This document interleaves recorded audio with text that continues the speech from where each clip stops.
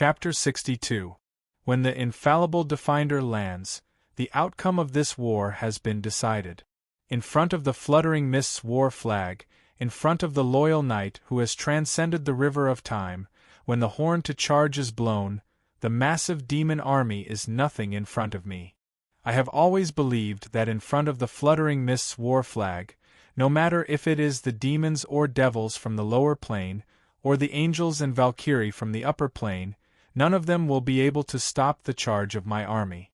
We will be invincible in the world. Comisia, who was clearing the path for me, has already recovered to his peak. Beneath his gigantic war helmet are muscles. Stepping on flames, he is charging with all his might.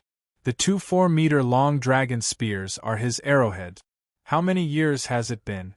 As my strongest knight, he has always stood at the front lines of the army. Regardless of whether it is the powerful berserker demon or the gigantic demon hunter spider, they are as weak as little chicks in front of him, who was born with godly strength.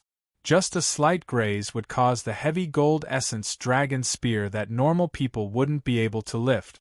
He can easily lift 2 of them. In the past, this super vanguard would be unable to stop once he started charging. His only weakness was that his mount was too heavy and easily exhausted.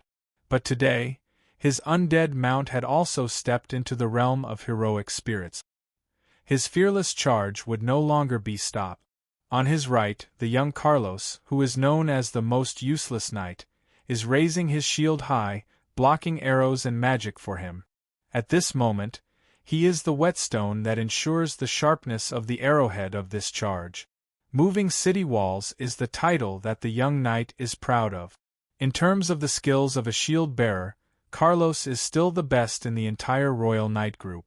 Even when this noble soul is stuffed into the body of an ugly abomination undead, this tall young man is still silently using his body to block arrows and magic for his comrades. Even if he isn't skilled in offensive martial arts and magic, if there is really someone who looks down on him because he isn't skilled in offense, then he can buy a coffin. That is because those comrades who were saved by Lucas would unhesitatingly use their lives to protect the honor of the young knight. But seeing how the brown-haired boy easily blocked the magic and arrows, it seemed that he, who had regained the right to use the shield, was stronger than before. On the left of Comisia is old Sir Ferdinand. He is the swordsmanship instructor for me and Cavendish, the representative of the strongest swordsmanship in the Royal Knight Order. Furthermore, he is the father and teacher of the great sword Saint Ferdinand. The old general's silver hair was grizzled white. Facing the demon army in front of him, he didn't even use the sword technique he was most proficient in. He raised the silver bow on his back and fired. Squinting his eyes, he controlled the bowstring and shot 6 arrows at once. None of the demon officers he had chosen had survived. Regardless of strength or prestige, he is definitely the most qualified knight to answer my call, but, venerable old Sir Ferdinand, are you still blaming yourself for not accomplishing your task? Please don't blame yourself. This really isn't your fault. No one could have expected that you, the undefeated knight, would exhaust your life force and die on the way to accomplishing your mission. Perhaps it's all my fault. If I had known that you, the one who drank 3 bowls of strong liquor before leaving, were forcing a smile on your body that was nearing the end of your lifespan, I wouldn't have sent you, who had already retired, into battle to carry out this mission that is destined to fail. At this moment, the old general seems to have endless fighting spirit waiting to be unleashed. As a light armored knight with weak defense, he would always charge forward carelessly. If the demons thought that they could make use of this opportunity to kill him, this old sword saint would use his sharp sword to impart the old saying that ginger is still spicier with age. The female holy knight behind Comisia, Lonnie and Fanderk, are a pair of siblings. However, they are constantly spreading holy light. The pure halo of holy light sweeps across the battlefield, healing their comrades and bringing about cleansing and destruction to the demons. The city wall destroyer, Lucas, who wields a siege hammer, the knight of the long wind slants who wields a spear as swift as the wind, the great sword saint Fade, who is practically a sword saint from another world, the tyrant of plague Kakana, who throws alchemy reagents all over the place, and the last dragon knight Timir. Amidst the impassioned beating of the drums, countless legend-ranked knight gather under the mist's war flag. These brave warriors who have experienced countless battles view the battlefield as a joyous banquet, laughing as they fearlessly charge forward. Mist's war flag? Spirit of Mist? What is that? Ridiculous. When I was young, I thought of myself as the main character of the heavenly mandate. How could I see the inferior knight spirit of the aboriginals?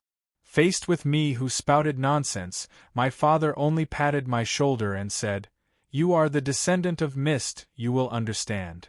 When the 12-year-old me was urgently summoned back from the Templar headquarters to lead the army, I thought that I would become a puppet general.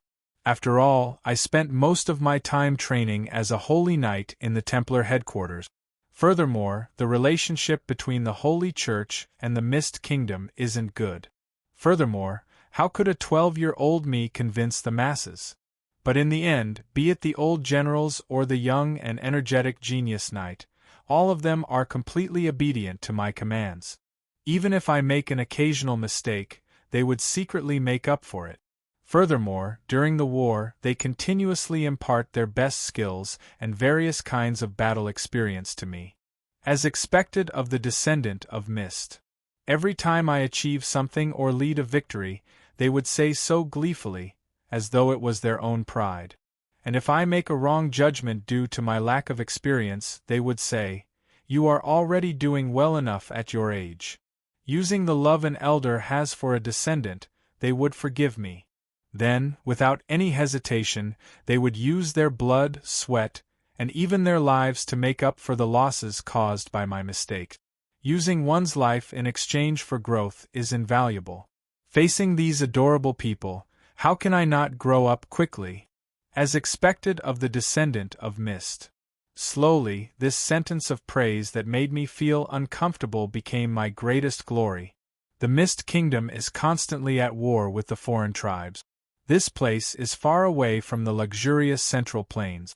Although there are precious and rare minerals here, they have to be exchanged for all kinds of rations. Half of the year, the land is sealed in ice. No matter how I look at it, it doesn't seem like a good place. But for thousands of years, these adorable soldiers and civilians have wholeheartedly placed their trust in the descendants of the royal family, the Mist descendants, who protect this barren land. And the Mist royalty repaid their trust with fairness and sacrifice. Every generation, the princes would serve as generals, and every generation of the royalty would take pride in dying on the battlefield. I finally understand what the spirit of Mist is. It isn't some high and mighty doctrine. It is the mist in the valley, an invisible but tangible existence. It is like the fortress on the war flag that is on the verge of collapse in the raging winds. It is the last defense in a desperate situation. You are the descendant of Mist, you will understand. Ha, indeed, Father, I understand. I really didn't expect that I would understand it so quickly. At this moment, we are still on the battlefield filled with ice and fire, and the Mist war flag is still fluttering in the wind. But our battle has yet to end. I am the last descendant of the Mist, a pitiful worm who is unable to even protect his own country and citizens. I admit that we are just a bunch of lonely ghosts, a defeated army that yearns for the human world, but we are indeed the dead, but we are unwilling to die like this. We are indeed a defeated army, but we are unwilling to wallow in the past. There are still too many injustices and tragedies in this world. How can we close our eyes and sleep? Our bodies have yet to rot, our arms are still able to wield weapons. We will mount our horses and charge forward, continuing our crusade against the ambitious tyrants who create war and chaos. The shouts of the knights are the conviction that led them to become undead, the conviction that led them to enter the Valkyrie. Under the fluttering Mist war flag, when I raise the Roland's sacred sword and point it forward, the knights use their faith and bravery to repay my trust. Charge! As dutiful cannon fodder, under the command of their master, the bloodthirsty beastman soldiers block in front of us. But right after that, they are like a praying mantis trying to stop a carriage, forcefully pushed over. The one who was beheaded by old Ferdinand in the midst of the chaos, isn't it the beastman emperor who never regrets? He wasn't even stopped for a second. Perhaps, to an ambitious person who casually tramples on the lives of others for his own desires, a worthless death is the most suitable punishment. When the gigantic ancient hell dragon is forcefully commanded by its master to block the charge, this familiar giant dragon has already met her destined opponent. "Molly, you're so embarrassing." Before she could dive down to rescue her, the suddenly descending Ein Mises pounces on her, sending her tumbling in midair. That's right, this inferno dragon was the former dragon queen Molly. Due to that unexpected war, she survived as a sacrifice. Then, facing the demon Earl, she chose to transform into a demon dragon without any dignity. Inferno dragon. The two ancient dragons are tearing at each other and roaring furiously in midair. The Inferno dragon's physical strength is obviously much stronger than the giant dragons of the main plane. However, the one who has the complete advantage is the smaller and younger Ein Mises. Where is the dignity of the dragons that you speak of? Have you eaten them all? I can't bear to see such an ugly sight. Die. The infuriated Ein Mises gives up on the last bit of mercy and hope in her heart. For the first time in her history, she mercilessly attacks Molly. Ein Mises, the dual-element master, displayed her deep understanding of magic. She didn't need to chant any incantations or make any hand gestures. The dragon tribe's bloodline was filled with magic. She only needed to flap her wings and focus her gaze. Wind and fire magic was formed continuously. While the wind increases her speed, it also interferes with Molly's flight. On the other hand, the fire is ever-changing. Sometimes it turns into smoke to block one's vision, and sometimes it suddenly explodes in front of the opponent's eyes, shattering their scales. Every attack of Ein Mises carries elemental damage. The more she fights, the colder her heart becomes, and she realizes that she has no chance of winning.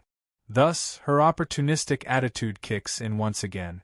Without any hesitation, she abandons the boss she just acknowledged and flees without any hesitation.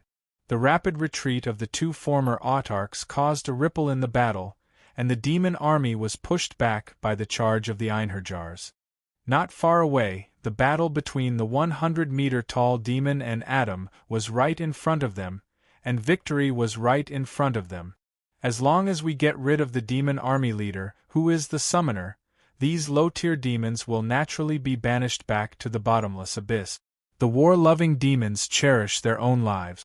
In the face of the unstoppable assault, they have already started to disperse. But before we arrive, a gigantic figure is the first to be unable to restrain its rage. That gigantic black figure jumps up fiercely. Even though it is a 60-70-meter-tall giant beast, it should be slow and sluggish. Instead, it is as agile as a cheetah. It leaps past the few flame balers who are acting as guards and collides violently with the gigantic demon count. That is the Red Hunting Hound's army leader, demonic void hound Bastion. The demon lord that was as huge as a mountain landed on all fours, and its upper limbs were demon halberds. Its upper body was a bit like a sheep, and its lower body looked like an incomparably huge lizard. And Batet, who was biting with his 3 heads, directly bit off one of his arms. Ah! Filthy worm! The gigantic 3-headed hellhound Bastion. In our knight order, the position of this army leader is never that of a knight. It is a war beast and siege machine. Usually, when the vanguard tore apart the enemy's formation, this gigantic black war beast would jump into the enemy's formation and start to create fatal chaos.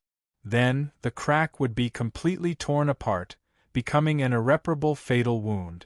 The reason why it is described as gigantic and not as a number is because its size is never fixed. The middle head of Bastion is the incarnation of rage. It doesn't have a name and doesn't have any rationality. However, it is responsible for using its claws and teeth to tear its opponents apart. When its rage reaches its peak, it would grow even larger due to its rage. To a war beast, a larger size represents an irresistible power. Just like how rage is endless, as long as Bastion reverts to his original form and enters the battlefield, as the battle progresses, his rage and enlargement would be endless. There was once a time where after a bitter battle of 2 days and 2 nights, the primordial gold dragon who once suppressed our army was trampled to death by the enraged Bastion. Not to mention how many times he destroyed the city walls and gates with his stomp. Usually, he would split into 2 different bodies and maintain his main consciousness in the pitiful form of a skeleton dog just to suppress his boundless rage. If that was the case, he wouldn't be the boss of the 4 heavenly kings, my most trusted and strongest general. The head in the middle, which acted purely on instinct, would only listen to the commands of the other 2 heads. The head on the left was the usual Abao subconsciousness, whose gentle voice carried the command of death. The head on the right was Bastion's main consciousness. Bastion, who had a wide field of vision, would let out angry roars from time to time, directing the movements of the entire army. According to the legends, the 3-headed hellhound is the gatekeeper of the Hades. I have only designed a single ability for this Lord of Rage, Soul World Hellgate. The 3-headed hellhound roars at the same time and the illusory image of the Hell Gate flickers behind them. When Abao opens the left gate, an undead ally who had just died in battle and whose soul is still intact will be revived. When Bastion opens the right gate, the aura of death will surge out and the lives in the surroundings will swiftly die. Of course, there is a price to pay for reviving.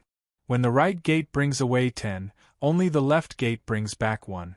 When both gates are opened at the same time, endless destruction will follow. At this moment, Bastion has already charged into the midst of the demon army. In an instant, Adam, who was using his flame wings to tangle with Cockajil, is reduced to a spectator. When Bastion and Cockajil are engaged in a physical battle, the gate of death is already opened. Endless aura of death rushes out from the Hades and Cockajil feels himself getting weaker and weaker. Even the Baylor demon who is strong enough to fight against a dragon falls helplessly on the way to the rescue. Perhaps, as the head of the 7 deadly sins, Bastion's individual fighting prowess isn't comparable to Gluttony's dang. However, if it is an army battle, Bastion, who is the reviver, commander and war machine, is still my strongest general. If you can gang up on me, never fight one-on-one.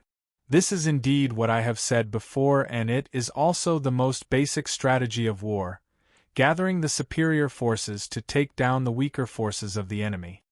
At this moment, when the arm holding the hell halberd and throat are bitten by Bastion and the god sword of the man in the sky chases after the vitals of the demon lord, the lone demon noble is unable to move and is destined to become a living target of the army's assault. In front of the absolute army formed by 24,620 Valkyrie, no matter how strong the individual strength of the demon noble is, he will only end up being crushed. However, facing a hopeless situation, the furious demon activates his talent that he can only use once a day. Soul Extraction Curse. That is a powerful curse created by the combination of a demon lord and the semi-god equipment Cockajil's soul burning lamp. The target that is attacked by this curse will be forcefully extracted from their soul body. How can the soul body that has escaped the protection of the physical body resist the attraction of the soul burning lamp?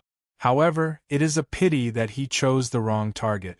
The gigantic finger points towards me, and the black runes of the curse spread across his body like a spider web. However, in the next second everything calms down. Indeed, if the summoner of the soul world were to die, the soul world would disappear and the royal knight would be reduced to their original form as an undead knight. Thus, using his strongest talent to kill me in an instant is indeed the correct choice in terms of strategy. However, even though I look like a living person, I am actually a dead person. Putting aside how to extract a soul from a dead person, Even the river Styx, who has the strongest ability to absorb and devour souls, is unable to do anything to my soul. What does this semi-god equipment amount to? Charge! The emperor that they are loyal to is suddenly attacked, causing the knights to be enraged. Even without my orders, they wouldn't stop their charge. Under the buff of the holy light in a large area, the silver bow, carrying the holy light that is the nemesis of demons, turns into a rain of arrows that covers the sky. The tip of the arrow is filled with the nemesis of demons, the power of holy light. Like a corrosive poison that targets living beings, the wound that it touches expands rapidly. The area around the wound starts to blister and explode. Perhaps it might not be able to deal much damage to the gigantic demon count, but it is definitely painful. Ah, darned little worm.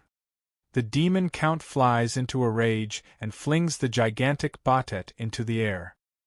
His remaining hand continues to summon destructive forbidden spell. However, my knights won't sit idly by and watch as the demon count displays his might. When the Valkyrie mages start to display their might, countless magic counters forcefully cause the demon count's fire meteor rain forbidden spell to fail time and time again. In the end, it turns into a small flame in the palm of his hand. This is the helplessness of a great mage who doesn't have a meat shield. Facing the magic suppression of a group of mages, to be able to release a small flame shows that his foundations are strong enough. When Comisia first smashes a terrifying hole in the tower-like leg, the knights are like a group of man-eating ants that devour a giant, creating terrifying wounds on the body of the demon count.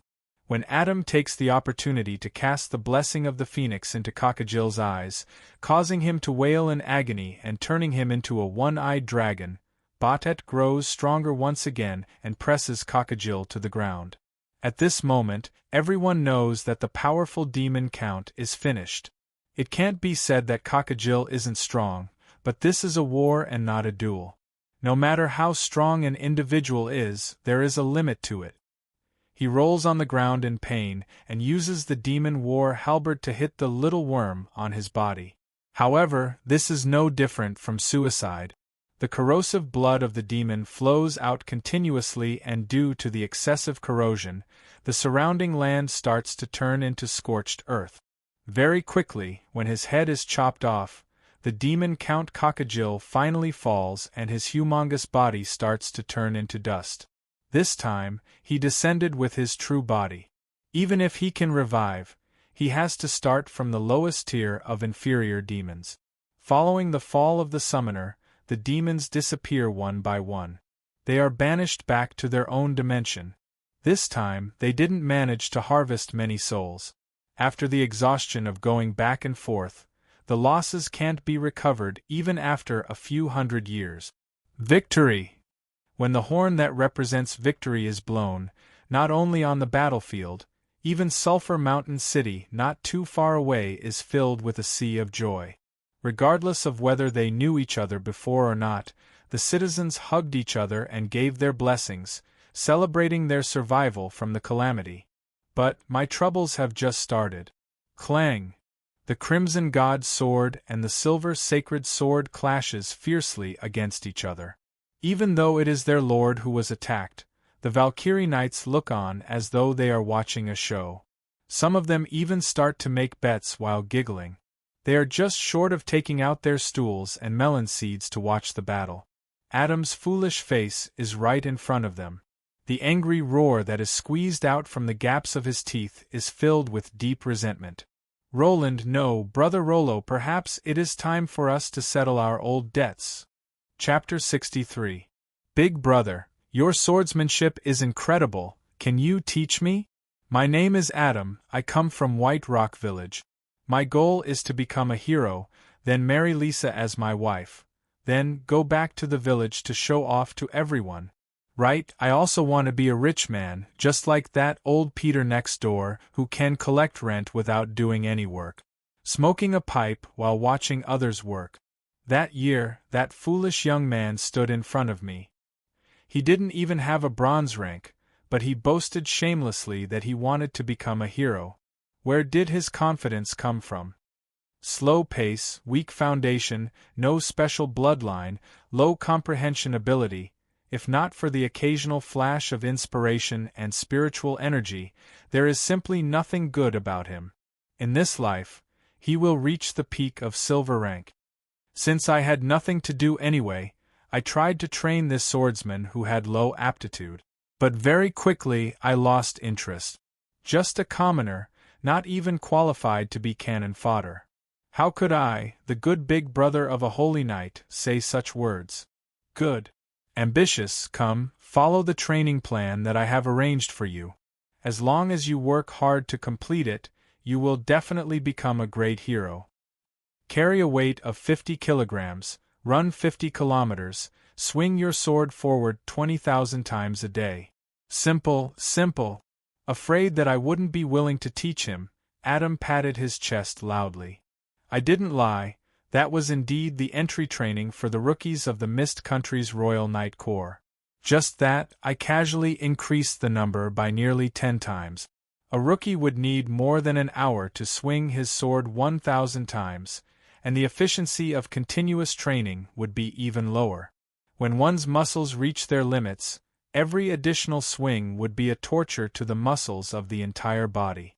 In my expectation, he would soon come complaining about not being able to complete the training with his sore arms. At that time I would say, "You're too lousy. All right, I'll lower my requirements." At the same time, I would adjust according to the training's completion. But what I didn't expect was that this slow-witted young man was worried that he wouldn't be able to complete the training.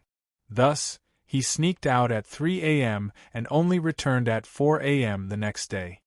"Big brother, I completed it. You can check. I even chopped down that tree by the river. Is there a need to check?"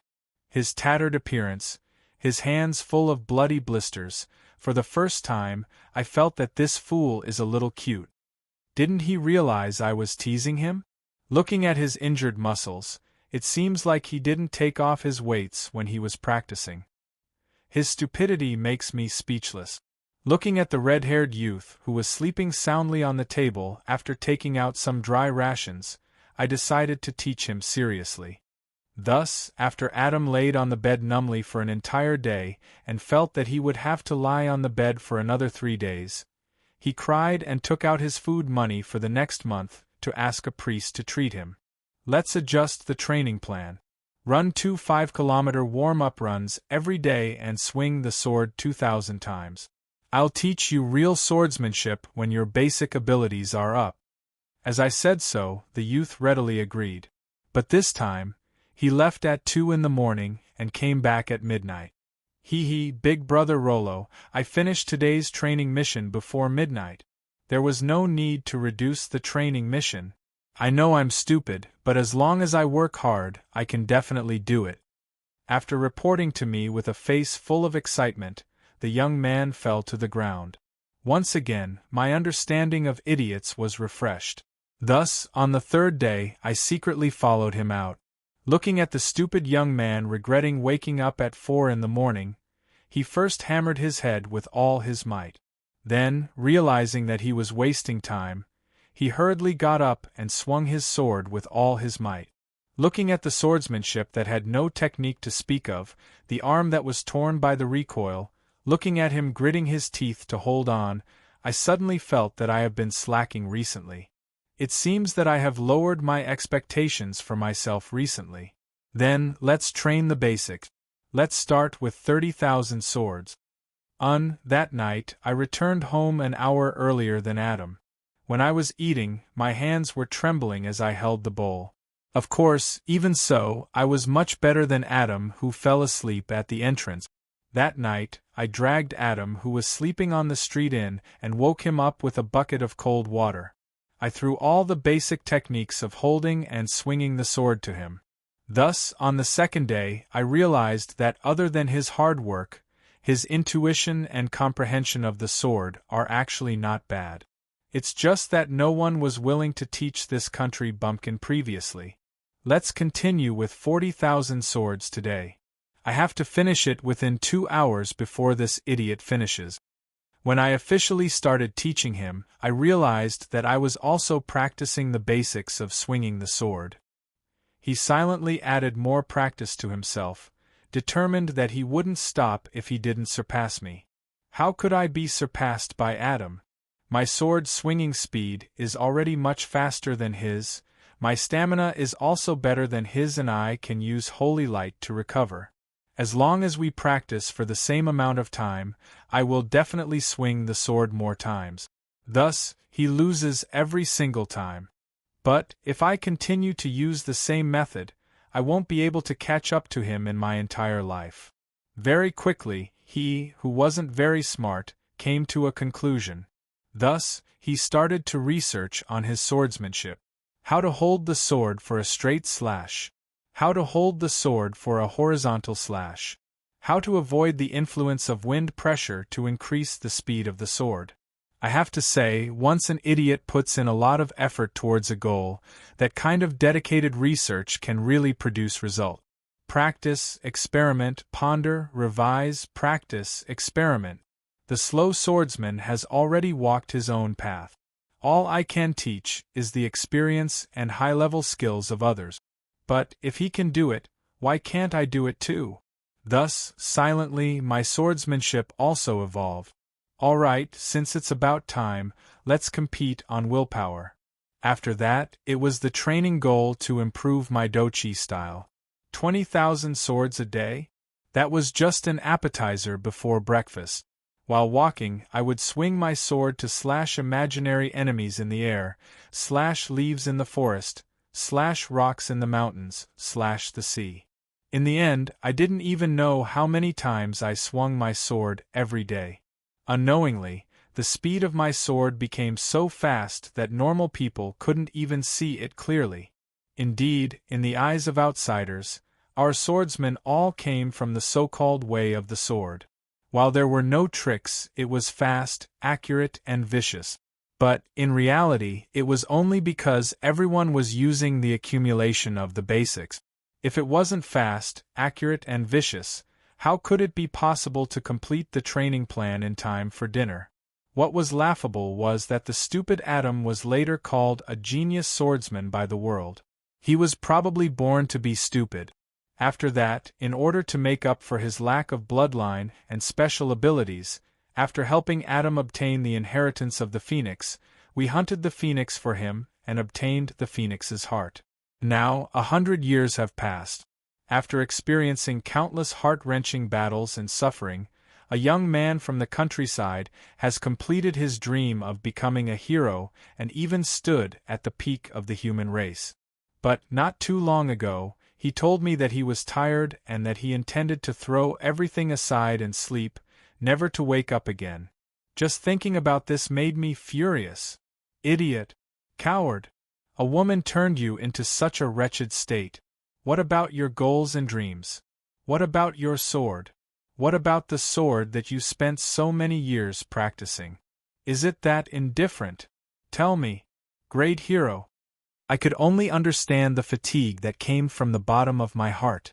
It often troubled me, making me wish that I could sleep forever. But how could I accept such a reality?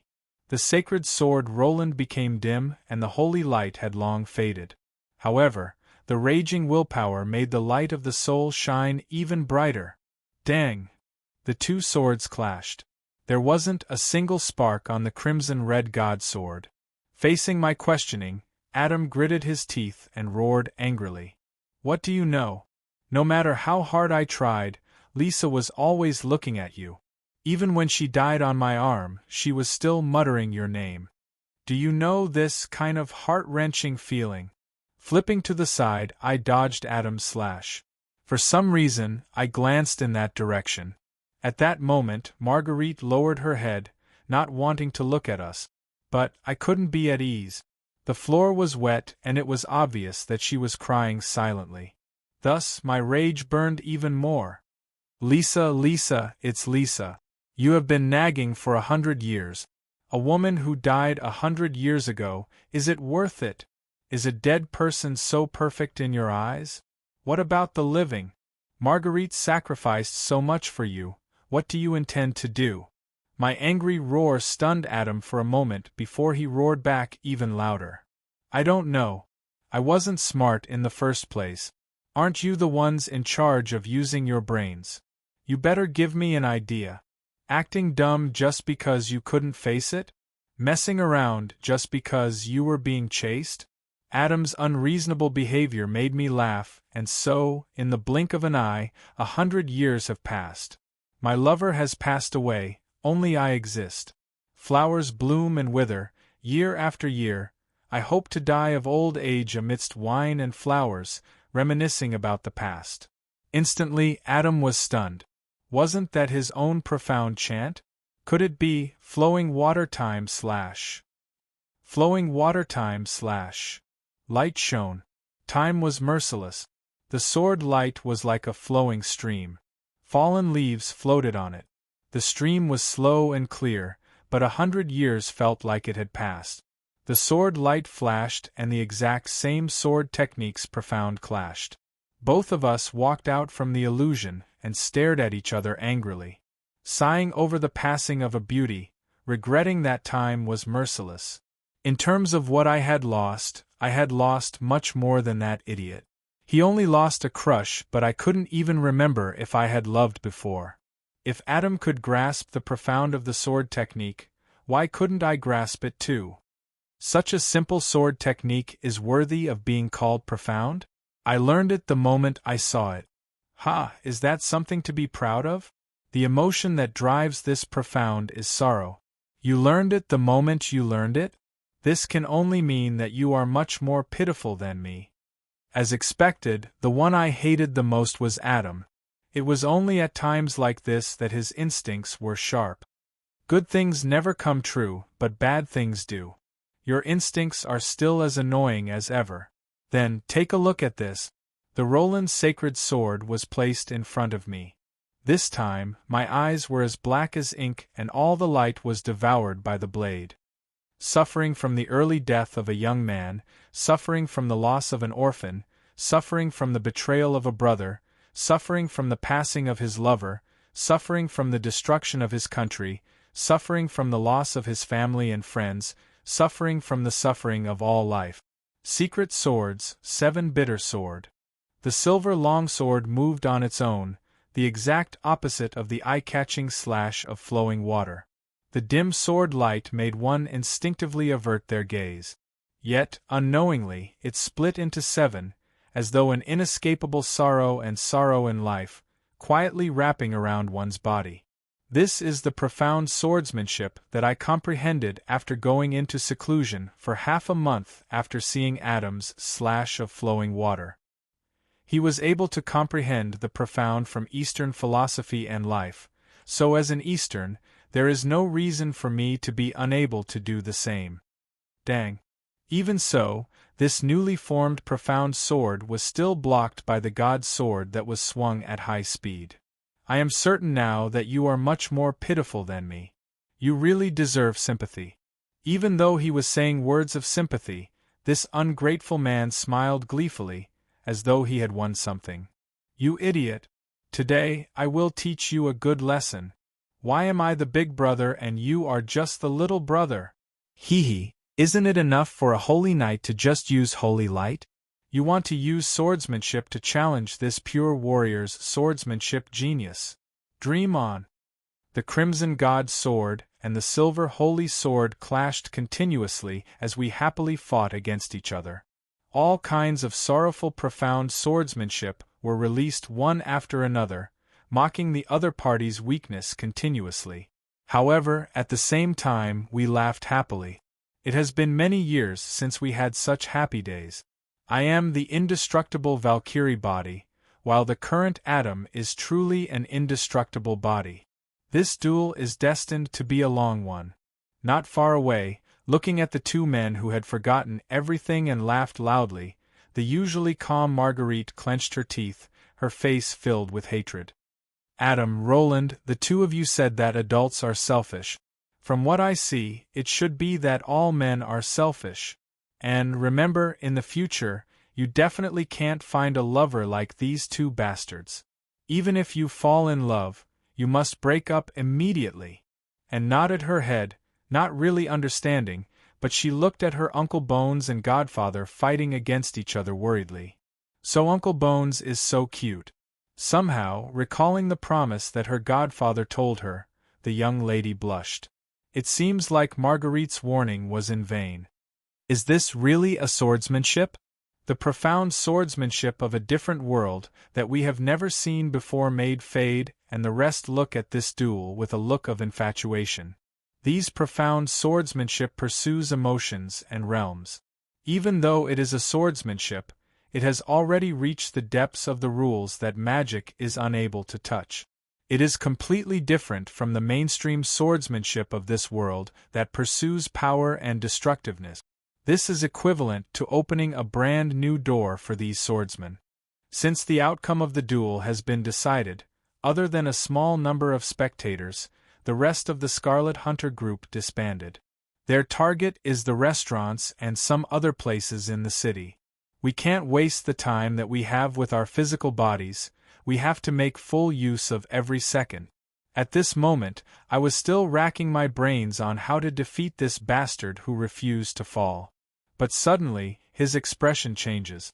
Flames suddenly erupt from his back, turning the surroundings into a sea of fire.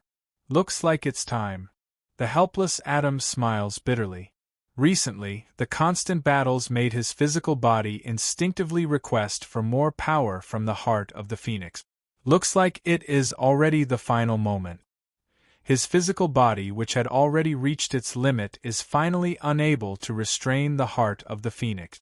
Looking at this situation, I clench my teeth, intending to fulfill the final promise. However, Adam suddenly goes back on his words. No, Roland, I suddenly feel that since you are in a worse state than me, I shouldn't make you feel worse. It is better for me to do it myself. Adam, who is in flames, strikes his left chest with his right hand. After blood and flesh splatters, a fiery red object is dug out. Heart of the Phoenix. Yes, the so-called Heart of the Phoenix isn't the name of a treasure, nor is it an adjective. It is the heart of a phoenix that is beating slightly. Adam, who lost his heart, didn't die immediately. Instead, he smiles as he looks at the pink heart in his hand. Back then, for this item, we spent more than 2 years chasing and hunting the phoenix. Even though Little Red risked exposing her identity to use her full strength, we still ended up lying in the church for more than a month. Actually, I have been regretting back then. I regretted accepting the inheritance of the Phoenix, causing everyone to almost be wiped out. After looking at it one last time, he casually tosses the most precious treasure in the world, the heart of the Phoenix, to me. In the end, I still have to trouble you. I'm sorry, Big Brother Roland. I have troubled you too much in this life. Looks like I won't be able to see the golden age of your dreams. However, Big Brother, you are so powerful. Nothing can stop you. Even without me, you will definitely succeed. Time passes. After 100 years, at the last moment, he calls me Big Brother again, as though we were adventuring together in the past. Looking at this heartless person with a huge hole in his chest, looking at this little brother who seems to be regretting not being able to see the world of my dreams, what else can I say? In the end, Adam can't take it anymore. He leans against the wall and collapses. Looking at him, I don't know what to say. In the end, I can no longer suppress the feeling that I have never felt before. I sob speechlessly. Shah Dan, I just want you to see that without all of you here, my dream is meaningless. Idiot, Big Brother is begging you. Live on. That's right. If the world of peace really comes, and I'm alone in this world, what's the point? The tears of the deceased drip onto Adam's face. However, he still has that silly smile on his face. Big Brother, after so many years, this is the first time I have seen you cry, right? Hee, should I be proud? However, I am really tired. I have done all that I wanted to do in this life. I am already satisfied. Please let me rest. In the midst of my confusion, Little Red also descends. The blue figure also walks in. Even though I can't see him clearly, I can still hear his sobbing. Selfish bastard. Don't you ever consider other people's feelings? Looking at the young lady with tears in her eyes, Adam opens his mouth as though he wants to say something. However, in the end, it turns into a powerless apology. I'm sorry, Marguerite. I am really sorry. If there is an afterlife, I will definitely marry you. I have an urge to turn Adam into an undead or Valkyrie without hesitation. However, Adam seems to see through my thoughts as he struggles to shake his head at me. Bastard. Your intuition is the sharpest at times like this. I really can't bear to witness Adam's final farewell. Turning my body, I am stunned by the unfamiliar yet familiar figure in front of me. In the end, I still want to see Lisa. At least, give me a chance to confess. This is the final farewell that Adam doesn't dare to say out loud in fear of hurting Marguerite. 100 years have passed. The face of the young lady whom he has a crush on in his memory is already a blur, not to mention love. Perhaps even Adam himself knows that he is already stuck in a dead end, trapped in the past by his past memories. However, he really can't take that step forward. Alright, go ahead. I'm listening. That is a familiar voice, a voice that echoes countless times in his dreams. Adam widens his eyes in disbelief. Lisa! Yes, that is the great thief Lisa. She is wearing a light leather armor and tall leather boot. Her waist is filled with all kinds of knives and thieves' tools. But in our eyes, the characteristics of the demon hidden by the illusion are so obvious. That is obviously Eliza, who is dressed as Lisa, but how does she know Lisa's habits? Why are you all looking at me so strangely? Right, Big Brother Rollo, thank you. You pulled my soul out from the river Styx in time. After breaking through to legend and awakening my true demon name, my memories have all recovered. Could it be that a miracle really happened? Demon nobles do recall the memories of their past lives, but it is as though they are looking at someone else's life. However, Eliza isn't a complete demon. In an instant, too many possibilities appear in my mind at the same time, turning my head into mush. Even though the lover of my dreams is right in front of me, I can't say the words I like you. Somehow, my eyes are attracted to the crying Marguerite. The beauty who was as cold as ice in the past is now in tears. She, who loves cleanliness, is already covered in mud, but she doesn't care about it as she sits on the floor, crying softly. Why are you looking at Big Sister Marguerite? Could it be that the target of your confession isn't me but her? The death of the person he loves in his arms is Adam's lifelong regret. Furthermore, as his memories continue to beautify the dead, it becomes a dead knot. No one has a heart of stone. Perhaps he has already been conquered by the 100 years of dedication of the cold-faced and warm-hearted Saint Lady, just that he used Lisa as an excuse to deny it. At this moment, Lisa has appeared in front of him. It is impossible for him to escape.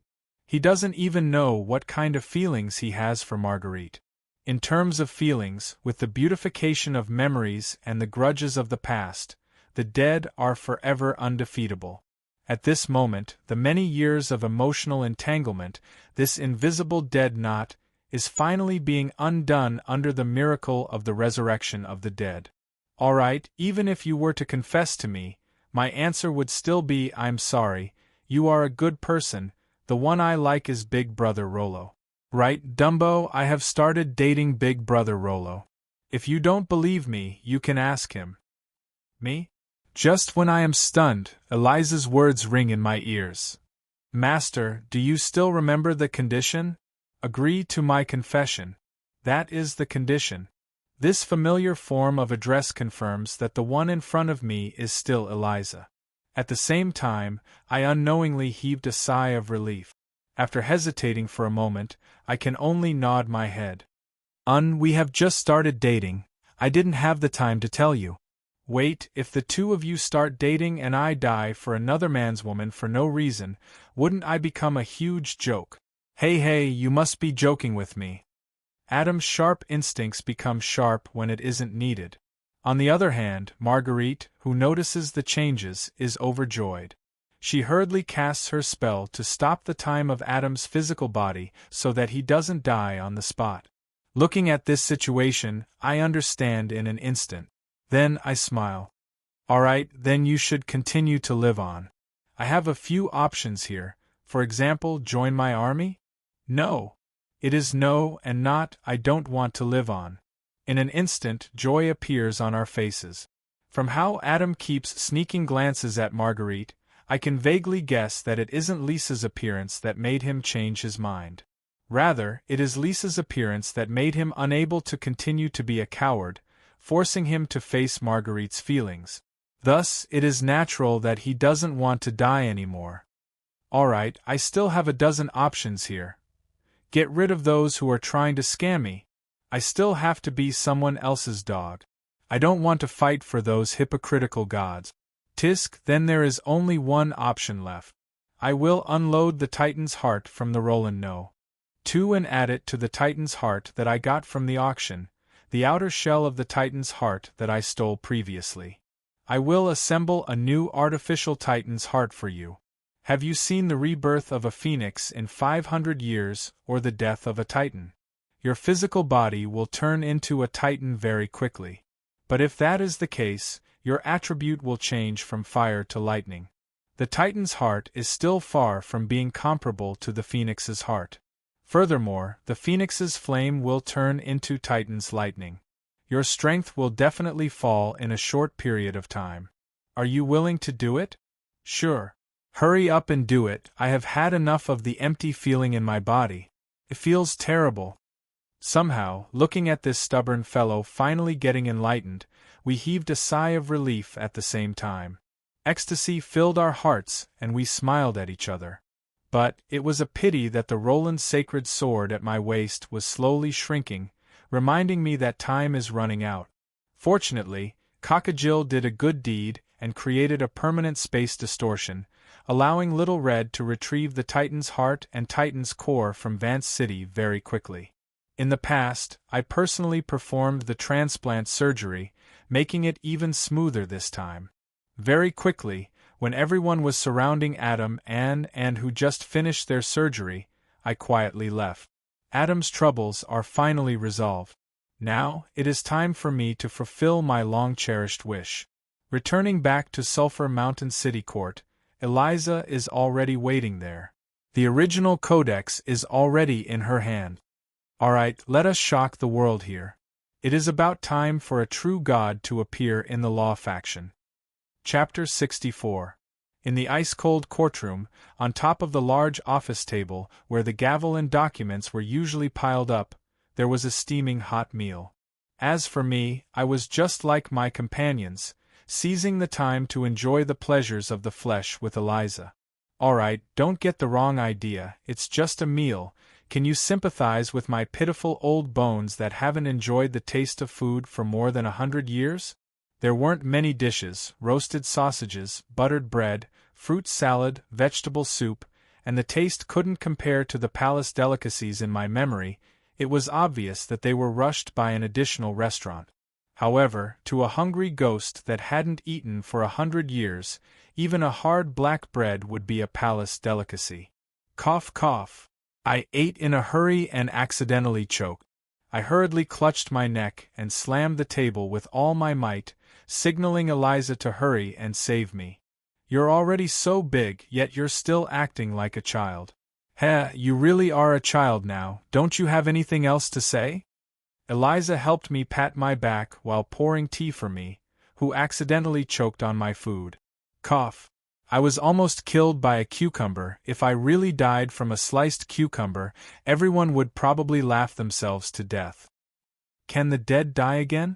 Of course, how can I be considered the final boss if I don't die dozens of times?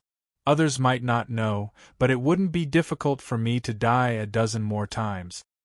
Humph, the earlier you die, the earlier you reincarnate. After eating, let's go on our way. Hey, even criminals on the death row have their last feast. Isn't it too early to clear the dishes? Is there such a rule? Oh, there really isn't, I forgot to add it. Remember to tell Lilith to bring it up in the next legislative meeting. Even if the judiciary is heartless, the law enforcers still have some compassion, give the criminals on the death row appropriate treatment, this bit of humanity still has to be shown. You go tell her yourself. This, I'm afraid it's going to be difficult, there's not enough time, then leave a note. Looking at this displeased young girl, I knew that with her temper, she wouldn't agree no matter what. Helpless, I could only take out a pen and write a note on the judge's desk. All right, thank you for your hospitality. After eating and drinking to my heart's content, I nodded in satisfaction. It's just some cheap goods from the tavern, there wasn't enough time, so there wasn't enough time. Eliza shook her head, her eyes filled with regret and hesitation. Yes, it would be great if you made it yourself. You know I don't know how to cook. If I really cook, you'll have to eat them all. Indeed, Eliza, who was good at housework, was obviously a little off in this aspect. Perhaps it was because of her demonic bloodline that caused her taste to be strange. The food she made was extremely heavy. Beets were spicy, and spicy vegetables were poisonous. Perhaps it wasn't poisonous, but her tongue was swollen like a sausage. It was worse than being poisoned. But at this moment I heaved a sigh of relief. Lisa is truly an all-round housekeeper. Her culinary skills far surpass that of a normal chef. But in the end, I still couldn't help but ask. Is it Eliza? Yes, Eliza, not Lisa. That's just a bluff. After letting out a sigh of relief, I smiled too. I think Adam will figure it out soon. So what? Didn't you say that unrequited love would only last for 36 days? This has lasted for more than 100 years just to avoid it. What he needs is to cut off the reason to avoid it and face the truth. Now that he has recognized his current feelings, even if he were to figure it out in the future, he would probably only act dumb. Don't men know how to act dumb? Saying till the end, Eliza stared at me. She even emphasized, don't men know how to act dumb? It was obvious that she was hinting at something. Haha, Adam is really dumb and not acting dumb. All right, a certain man was innocently shot at and was trying his best to act dumb. Under the glare of a certain woman, all right? I'm sorry. In the end, unable to stand the condemning glare, a certain man lowered his head and apologized helplessly. What I need now isn't an apology. I can only give an apology. Perhaps it wasn't just Adam who was running away. Thinking about what I was going to face, I wasn't confident enough. Even though I knew that what Eliza wanted was a promise, I didn't dare to give it to her. Fortunately, I didn't expect Rock to be enlightened. I was already prepared for it. I gritted my teeth and muttered softly, but I couldn't hear it. All right, since I am full, it's time to be on my way. Treating the glory of ascending to the throne of God as a punishment, aren't you afraid of blaspheming the gods? Punishment? To me, becoming a god is worse than being punished. Becoming a god? It sounds great, but in reality, it isn't much. Since we are talking about becoming a god, naturally, we have to talk about what a god is. In reality, there are many types of gods and they can't be lumped together. At the very least, the gods of order and the malevolent gods of chaos are two completely different concepts. Most of the gods of order follow certain rules and concepts. This is usually their divine job, divine domain. Their existence itself is the collection of concepts. Most of them are the guardian gods of a certain job or region, strengthening themselves by accepting faith. However, this also restricted what they could do. They had to follow the rules that they had set for themselves and spread their own concept. The most famous examples of this were Mother Earth, the god of holy light, and the goddess of magic. These three were unbelievably powerful, but they had already lost their sense of self, and had all transformed into concepts. The malevolent gods of chaos are also able to accept faith to strengthen themselves, but they have much more freedom. Seeing how Rose is messing around in the underground world, no one jumps out to give her a slap. Even though this is a secret of the gods that no church would teach, to me, it is just a facade to deceive the world. The most fundamental difference is that the gods of order follow the goddess of order, Astrea, who hibernates in the source of order.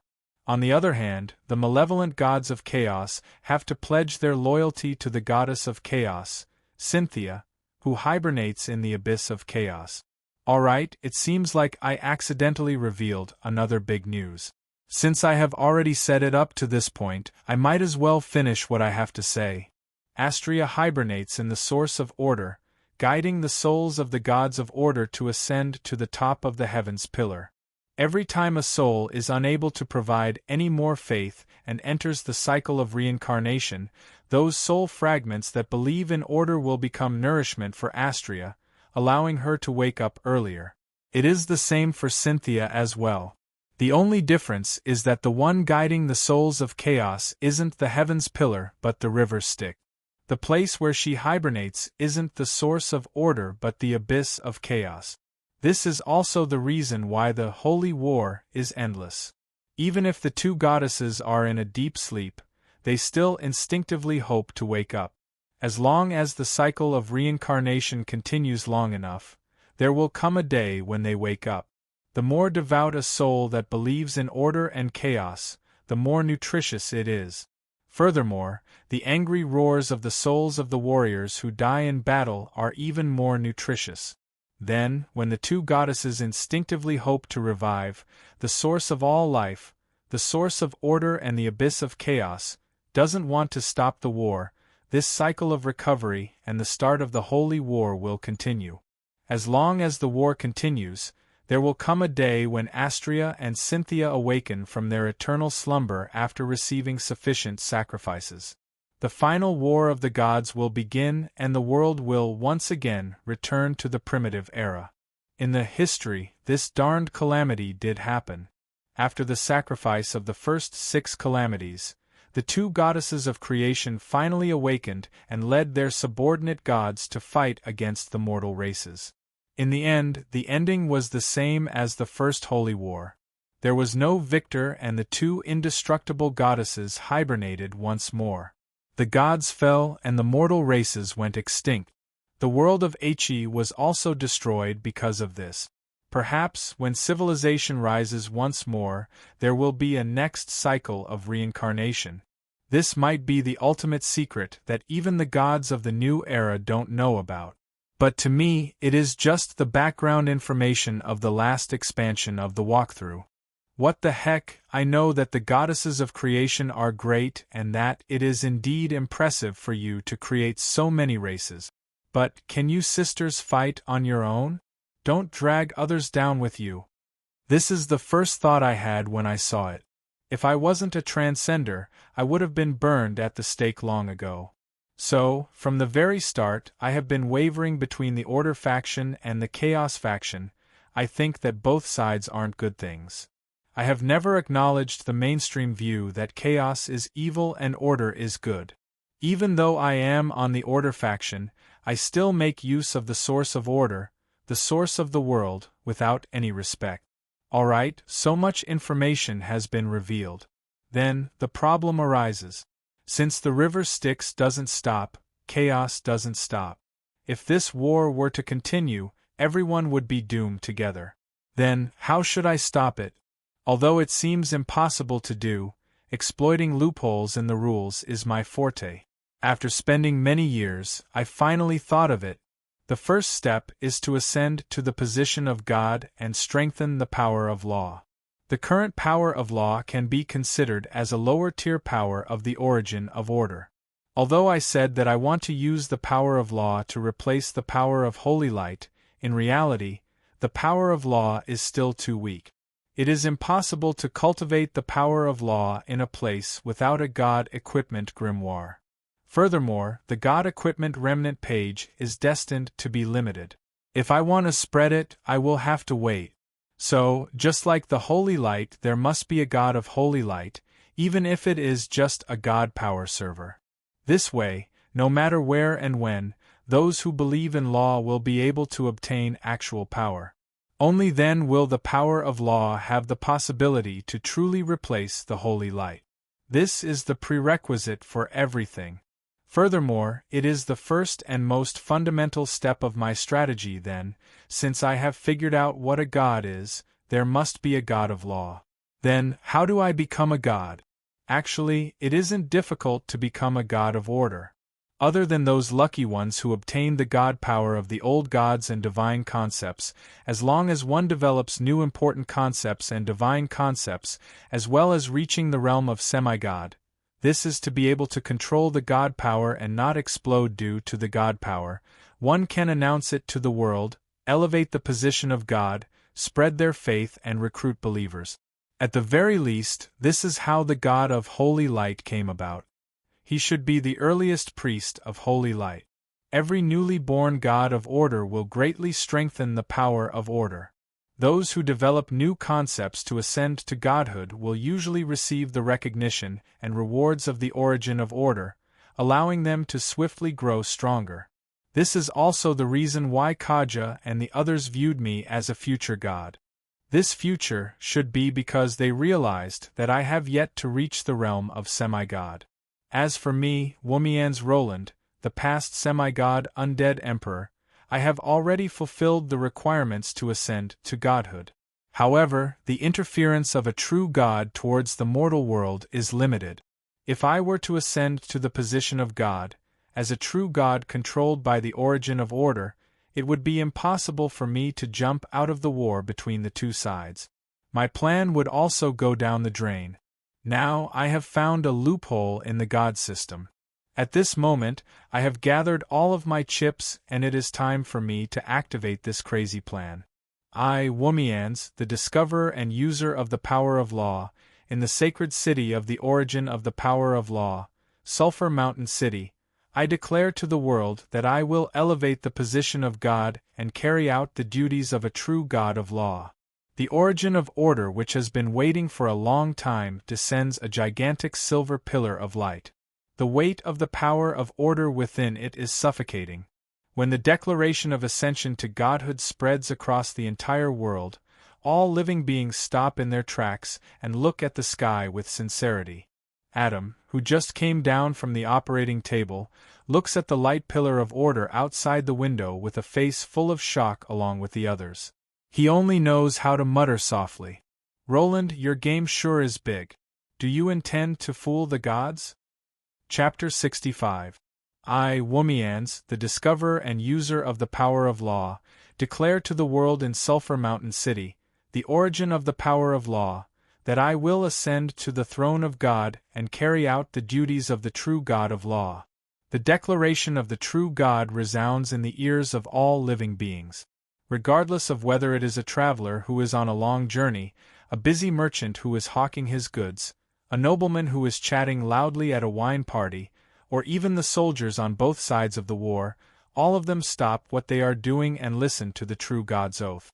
I swear to treat all life fairly. The just power of law will protect all innocent people and punish all crimes. For the sake of justice, I swear to imitate the God of holy light, to give up myself and turn into the law.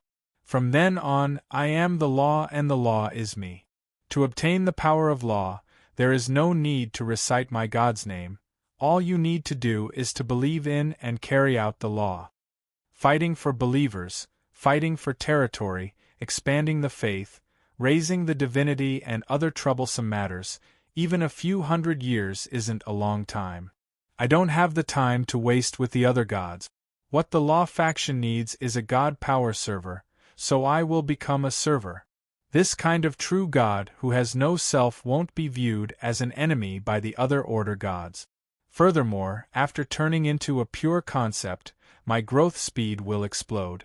As long as the faith of law spreads, I will be able to become a powerful god very quickly.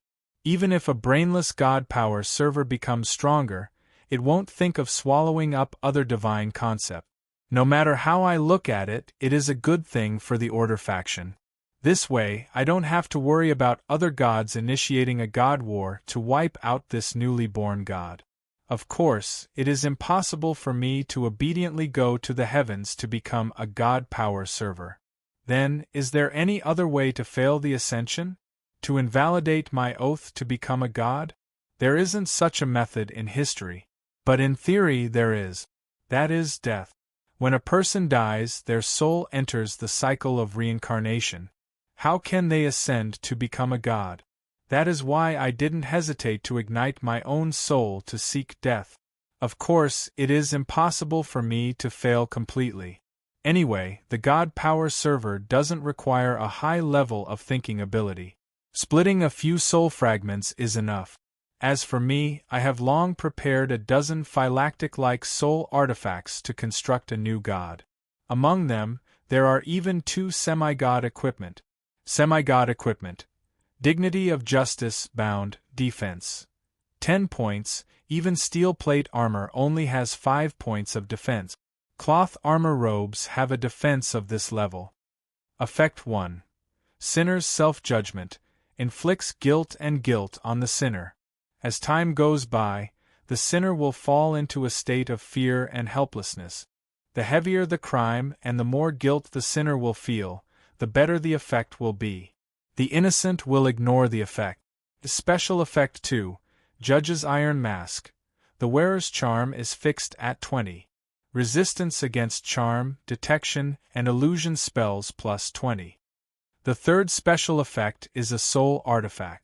The technology from another world allows it to contain Wumian's soul fragment. Set Attribute 4. When the semi-god equipment Wumian's Gaze is equipped at the same time, the wearer will be recognized by the rules of order as Wumian's himself, the digger of the power of law. The wearer will receive a buff from the origin of law, increasing the power of law by 30%, and increasing the difficulty of being immune to spells by 50%. Semi-god equipment. Wumian's Gaze, Bound, Defense. 0. Special Effect 1. True Sight. No illusions or lies will be able to deceive Wumian's. The wearer will ignore all illusions. Special Effect 2. Voice of Justice. The words spoken by the wearer will not be recorded by any spells, even if it is the truth. Resistance against deceit, intimidation, and other verbal spells plus 20. Effect 3. Soul Artifact. The technology from another world allows it to contain Wumian's soul fragment. Set Attribute 4. Origin of Law. When the semi-god equipment Dignity of Justice is equipped at the same time, the wearer will be recognized by the rules of order as Wumian's himself, the digger of the power of law.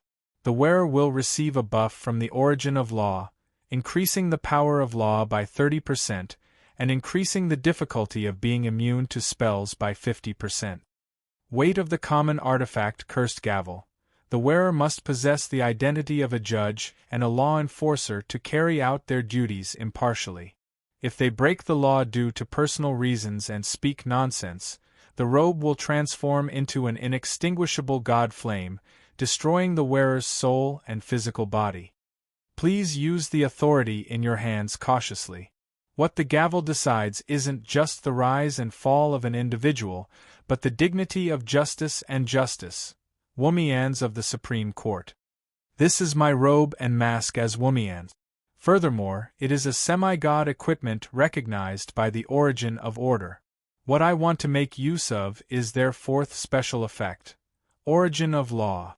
As long as the light pillar of order loses me, the target, then they, who possess my soul fragment, will be sufficient to become a qualified God Power server. At this moment, they are assembled together, resembling a dummy. The Wumian's who has obtained the fourth special effect is also recognized by the rules of order. But, as expected, even without a personality, the Origin of Order isn't easy to deceive. The light pillar of order that guides a true god to ascend to the heavens ignores the dummy, but it doesn't envelop me. Instead, the Roland sacred sword is bound by it. After all, only the soul is required to become a god, and the soul of a lich is in his phylactery. My phylactery is this sacred sword. Amidst the endless silver light, the soul fire which was extinguished due to the soul ignition actually starts to burn furiously once more. This broken sword actually starts to reconstruct itself. There is only one possibility. The thing that I am worried about the most has happened. The power of order is starting to repair my broken phylactery. If it was in the past, I would be overjoyed, as this means that I can level up and grow. But at this moment it is a symbol of my death. I don't want to be forced to ascend to the heavens. Eliza, follow the plan. But there are no buts. I deserve to be judged. Sinners will be judged. Yes, sinners will be judged. Regardless of their identity or reason, it is because of the existence of the sin itself. No matter what I do in the future, the sins of the past will always be carried on my shoulders. The souls that died because of me are enough to fill the entire river Styx. No matter how many people I save or how many good deeds I have done, I am still a sinner. I can't even deceive my own heart, so how can I get the system to admit that I have become a kind person? On the tablet of law in front of the Supreme Court, there is a maxim that I personally wrote. The only thing that can wash away one's sins is a fair trial and the punishment of the Codex. There is no exception. Chapter 22, Sinners will be judged. This is my personal belief in the law. I, whose hands are stained with blood, don't have the right to become the god of law. Perhaps this is the reason why I avoided the option of ascending to godhood personally. Perhaps it is because I subconsciously look forward to being judged and receiving salvation that the God Equipment Codex has the final effect. Codex of Law Effect 4.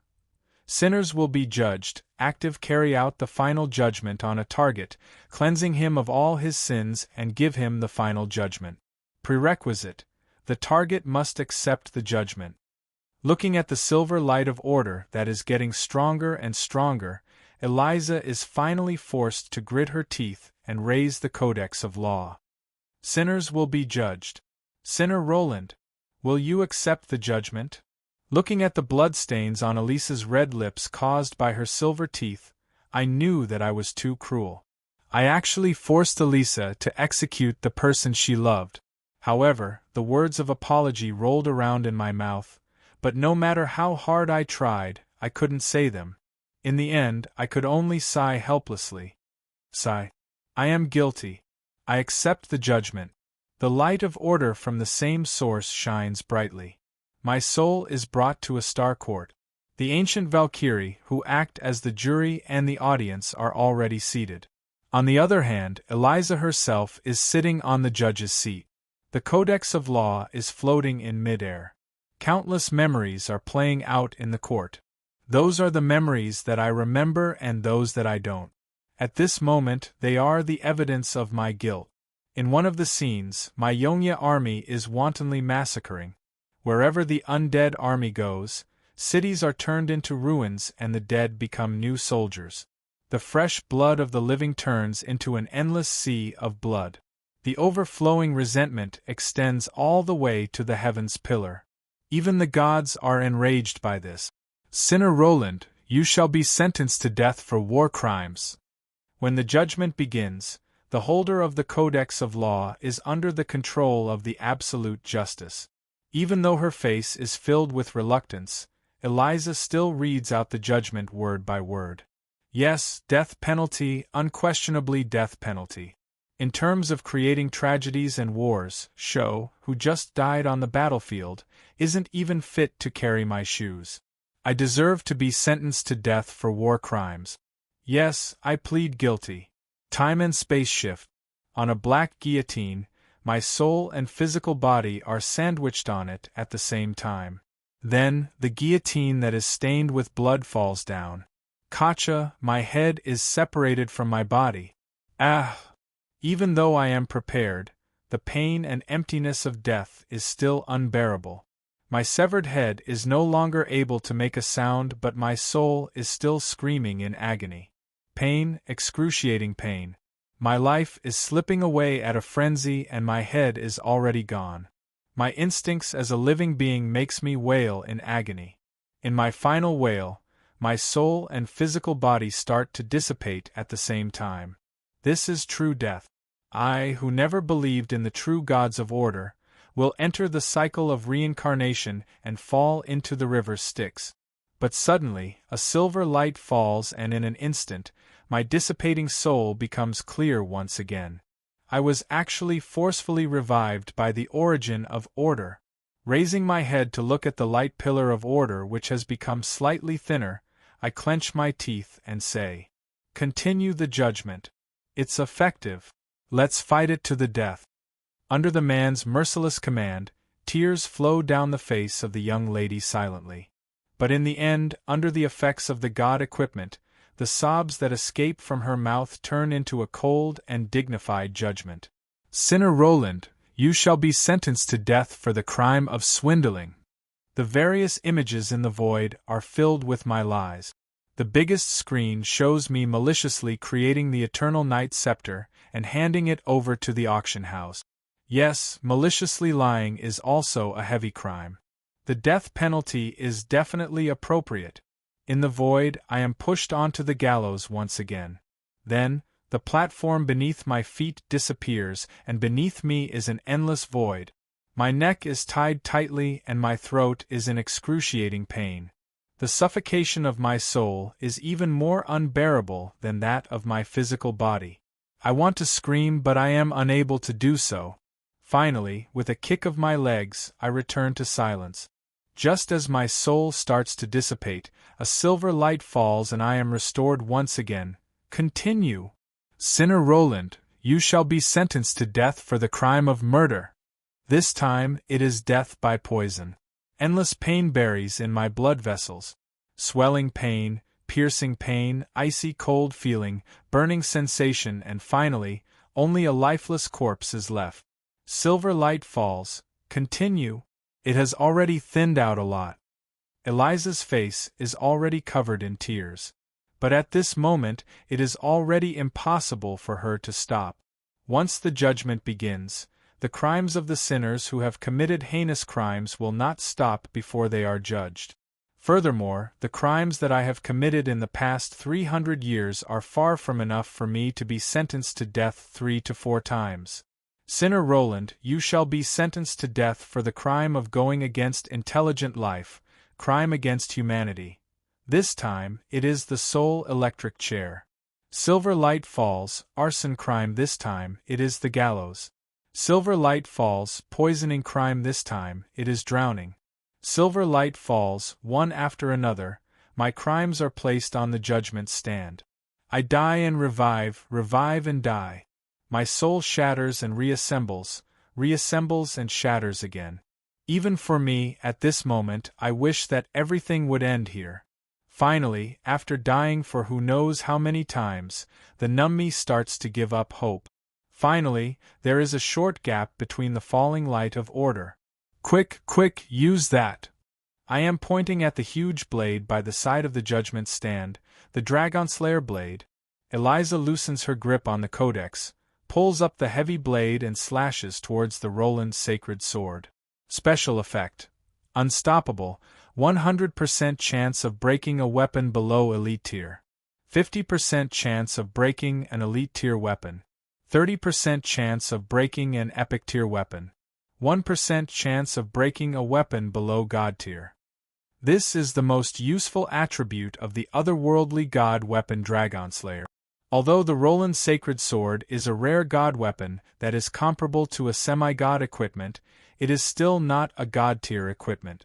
At the very least, there is a 1% chance of breaking it. If a Lich's phylactery were to shatter and there is no time to repair it, naturally, he would be deader than dead. Thus, the first reaction I had when I saw this god weapon is to include it in my backup plan. Dang, dang, dang. That is the sound of blades clashing against each other, and it is also the sound of my death. However, I sincerely hope that it comes faster, because, in the sky, the light pillar of order gathers once again. Hurry up and move away. This light of order is fatal to you, who has a demon bloodline. But Eliza doesn't seem to hear it at all. She only increases the speed of her slashing. But the next moment, without any warning, a silver light pillar suddenly descends. The moment the light pillar descends, I am already in despair. It doesn't matter to me. At most, I will think of another way. At most, I will really go up and become a god power server. But for Eliza, no. I have never regretted so much, regretted making such a decision. I regretted not being able to see this young lady ever again. I regretted ignoring Eliza's hint. I regretted that I didn't say some words out loud. Fury of thunder! The raging thunder suddenly strikes the light pillar in the sky and forcefully clashes with it. But very quickly, the light pillar shatters the thunder and continues to descend. At the same time, a figure covered in lightning had already blocked the beam of light. Adam. Yes, he just came down from the operating table and is still very weak. But at this moment, he is standing on the battlefield once more. He doesn't need to ask why he wants to go against the so-called benevolent source of order. Just by hearing his comrades' roars and wails, he doesn't hesitate to risk his life. Lightning, respond to my call. Endless thunder gathers under the command of its master. The furious swordsman swings his sword at the sky. This time, after the smoke dissipates, the thunder and the light of order die together. The next moment, as though angered, an even bigger light of order descends. If struck, even Adam, who has the Titan bloodline, would die on the spot. But looking down, he has no intention of dodging. Instead, he raises his sword. Corridor of time. Fortunately, a voice resounds. Under the full power of the semi-god saint, the time around the light of order is forcefully slowed down. You fool! Do you think you haven't died enough?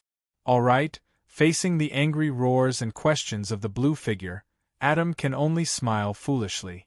Even with the combined strength of two semi-god experts, the time deceleration magic and the continuous lightning strikes, they can only slow down the time of the light of order.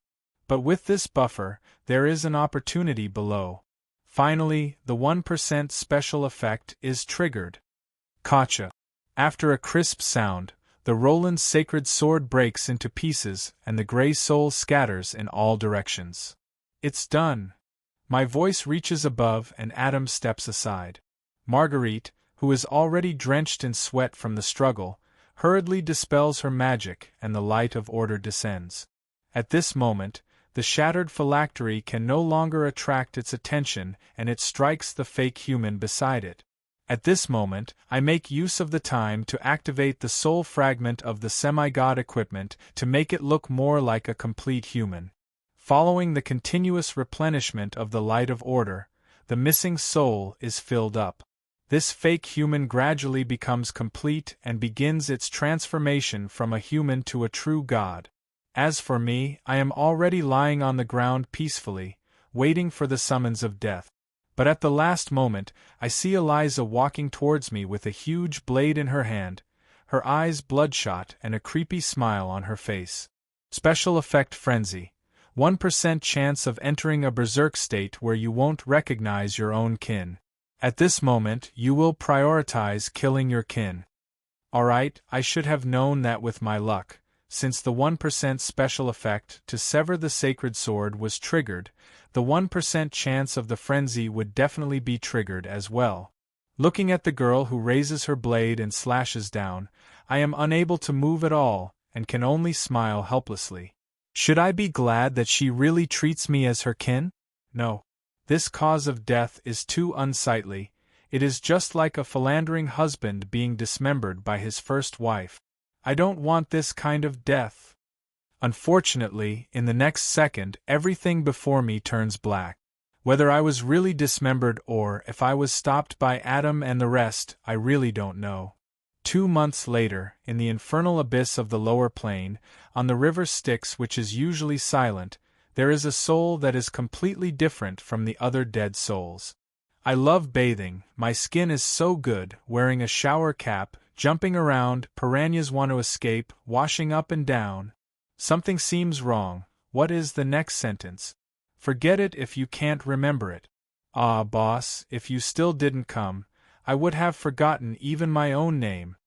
He looks like a youngster and the song he is singing is indeed a nursery rhyme from another world, but somehow, it feels a little incongruous.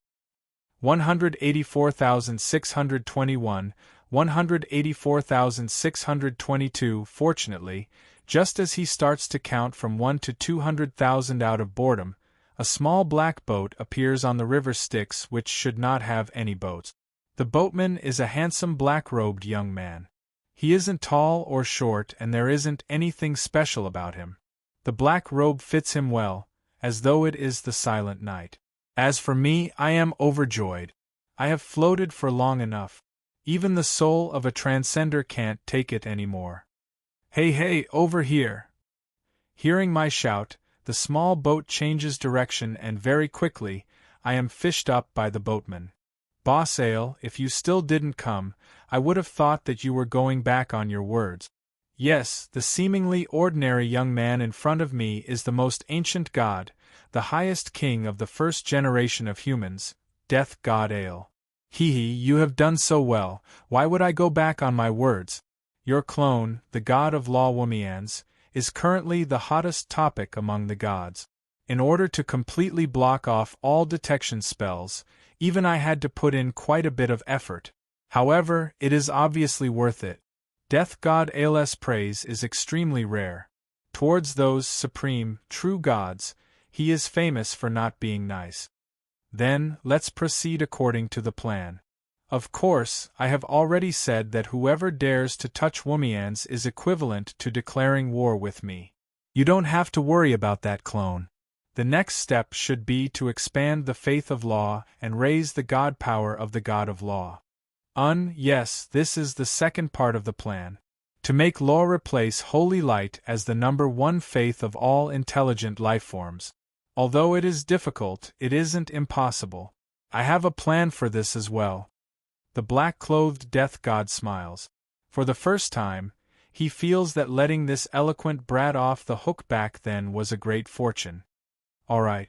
However, to raise the god of law to become the god of judgment or even the god of Hades to establish your own god system, you will need to defeat at least 4 to 5 powerful gods and seize their godhood and divine concept. This path isn't easy to walk on. Yes, becoming the god of law is just the starting point. To change everything, just becoming the god of law isn't enough. In the other worlds east, as long as the judge is mentioned, the first reaction of the elderly isn't the dignified judge, but the king of hell and the judge of hell from the ancient myths. In Egypt, Japan, and other countries, there are many myths of judging souls after death and dealing with them according to their good and evil. This is the expectation that good will be rewarded with good and evil will be punished with evil. It is also a warning used in ancient times to scare evil people from committing crimes. In the past, when people believed in the existence of gods, it indeed served as a warning. The elderly told their descendants not to commit crimes or evil, otherwise they will go to hell. In this world, there are true gods, but there isn't a so-called god of the underworld. The only relevant death god Ale only manages the reincarnation system. In order to stop the eternal war, we must stop the reincarnation system that continuously transfuses blood to both sides and stop the revival of the two goddesses. However, it is meaningless to oppose it. Since we feel that the reincarnation system isn't right, we must propose a new reincarnation system to replace it. Thus, I thought of the hell of Hades.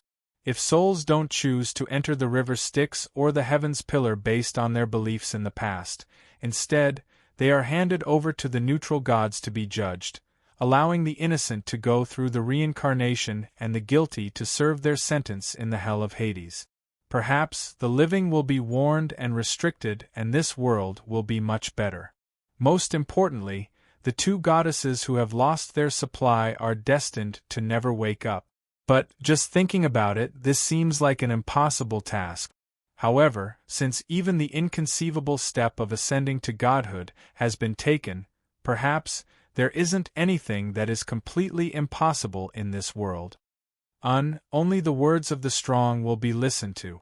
It is the same for the world of the gods. The first thing to do is to spread the faith of law so that the god of law Womians can become stronger. This isn't easy. Do you intend to personally go to the human world? This matter can't be done by anyone else. After reviving, I will set off. My first stop is the West Mist communal country. That is my homeland. The country established by the descendants of the legendary holy knight Roland Mist? The descendants of the Mist? Hearing those words, I shook my head. I have heard of this legend before, but I didn't take it seriously. Maybe it is just to raise my reputation. When I died, I was only 14 years old, so it is impossible for me to leave behind any descendant. Are you sure? I am not sure. I have lost too many memories. But, based on my habits, the possibility of me leaving behind descendants isn't high. Perhaps it is Cavendish's descendant. He seems to be very popular with women. Why, even the death god is interested in the gossip of humans. No, I am just asking for someone's help. Who can ask for your help to ask about this gossip? Your lover. Wait, when did I have a lover? Why can't I remember it? 2 months ago, on the day you ascended to godhood, don't you remember? Master, do you still remember the condition? Agree to my confession. This is the condition. In an instant, I remembered the words I said back then. The condition back then wasn't to put on an act in front of Adam, but to agree to this so-called confession. Eliza, you tricked 2 people in one go, turning the act into reality? Is this considered as a confession? Back then, my mind was in a mess, so how could I react? I thought that she was trying to help me smooth things over. How could I have thought that it was a confession? It is that girl named Eliza. She is really courageous, scolding me by the river Styx, provoking me to come out and ask me to fulfill my promise to fetch you. Please be magnanimous and forgive me. Hee, why would I bicker with a little girl? On the contrary, I admire her courage and determination, so I gave her a small gift. However, you are in a bit of trouble. An ominous premonition appeared in my mind. That sword-wielding figure appeared in front of me again. For some reason, I had the urge to jump off the boat and run away, even if the river Styx that represented death was below me. Where are we going now? Of course, to meet your little girlfriend. I promised to bring you to meet her. Can I jump off the boat? Go ahead, as long as you think that you can escape from my hands. A soul escaped from the hands of the strongest death god. Helpless, I could only howl. How unfortunate. Chapter 66. The small boat advances slowly on the river Styx. It seems to be so slow that it isn't moving at all, but in reality, it is leaping between plains, shortening the distance to its destination. The river Styx that flows through countless plains is filled with the silent dead. It flows through the cracks of various worlds, harvesting the souls of those in chaos. If one isn't worried about the river Styx taking away their soul and memories, it is indeed easy to travel between planes. However, it is a pity that currently, only the death god Ael's small boat is able to cross the river Styx. The demon Duke Kazranak of the 63rd floor of the Abyss used the souls of the dead to create a soul ship. Even the ship and the Duke himself were destroyed by Ael. Other than proving that Ael has absolute control over the river Styx, it also proves that the death god who rarely makes a move isn't a nice guy. Even I cherished this rare experience. The expensive river Styx, mainly because it is too difficult to extract, is right in front of me. It is an important ingredient for countless top-tier secret alchemy potions and poisons. Coincidentally, I am able to scoop it up. If I don't pack more, how can I be a thrifty lich? Very quickly, I realize that there isn't a container to store the souls.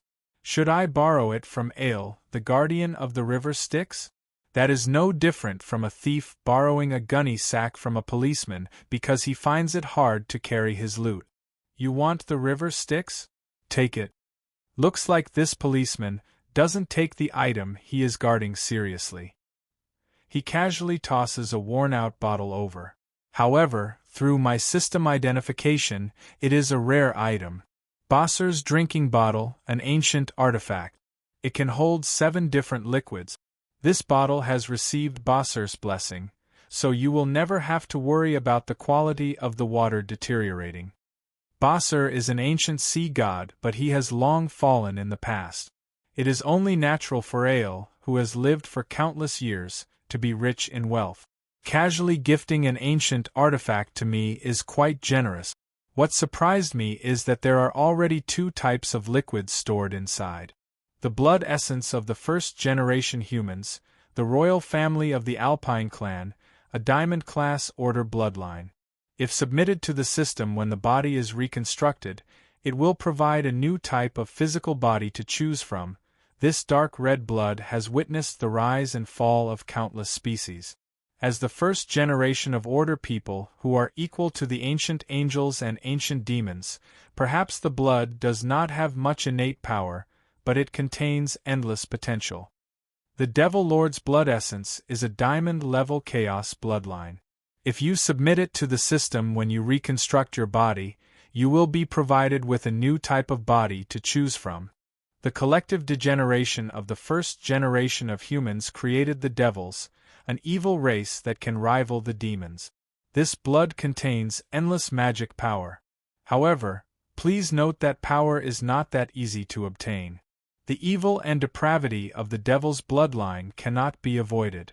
The death god Ale was once the king of the ancient humans.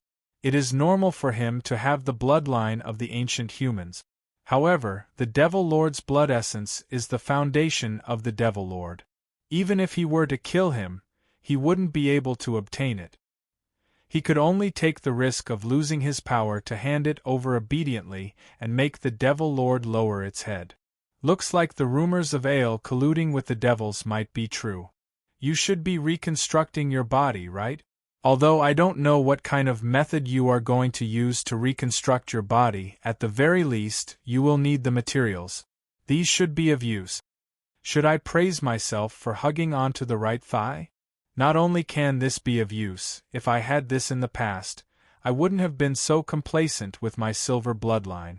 Diamond bloodline, it is an existence that can directly crush the gold bloodline of the dragons.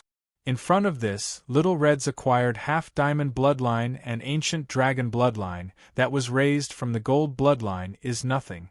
Thus, looking at me happily keeping the bottle, Ale shakes his head and starts to talk about another matter. Right, didn't you talk about hell and hell the last time? There are even ghost soldiers? Do you know that our world has hell as well? Of course I know. However, it isn't the same thing at all. The hell that I am talking about is more like an underground prison, used to imprison and torture sinful souls. On the other hand, the hell of H's world is filled with devils. I talked to little TIAs about it. If the Hades really succeeds, he is willing to give up hell and even let all of the devils learn to be prison guards. Little TIAs? Camille TIAs? The current leader of the 9 Devil Kings? Let the other party give up hell to become the Hades? I can finally confirm that the rumors are wrong. Looks like it isn't that Ale is colluding with the devils, but that the devils are Ale's subordinates. This seemingly casual chat suggestion reveals the greatest secret of the world, as well as the countless risks involved.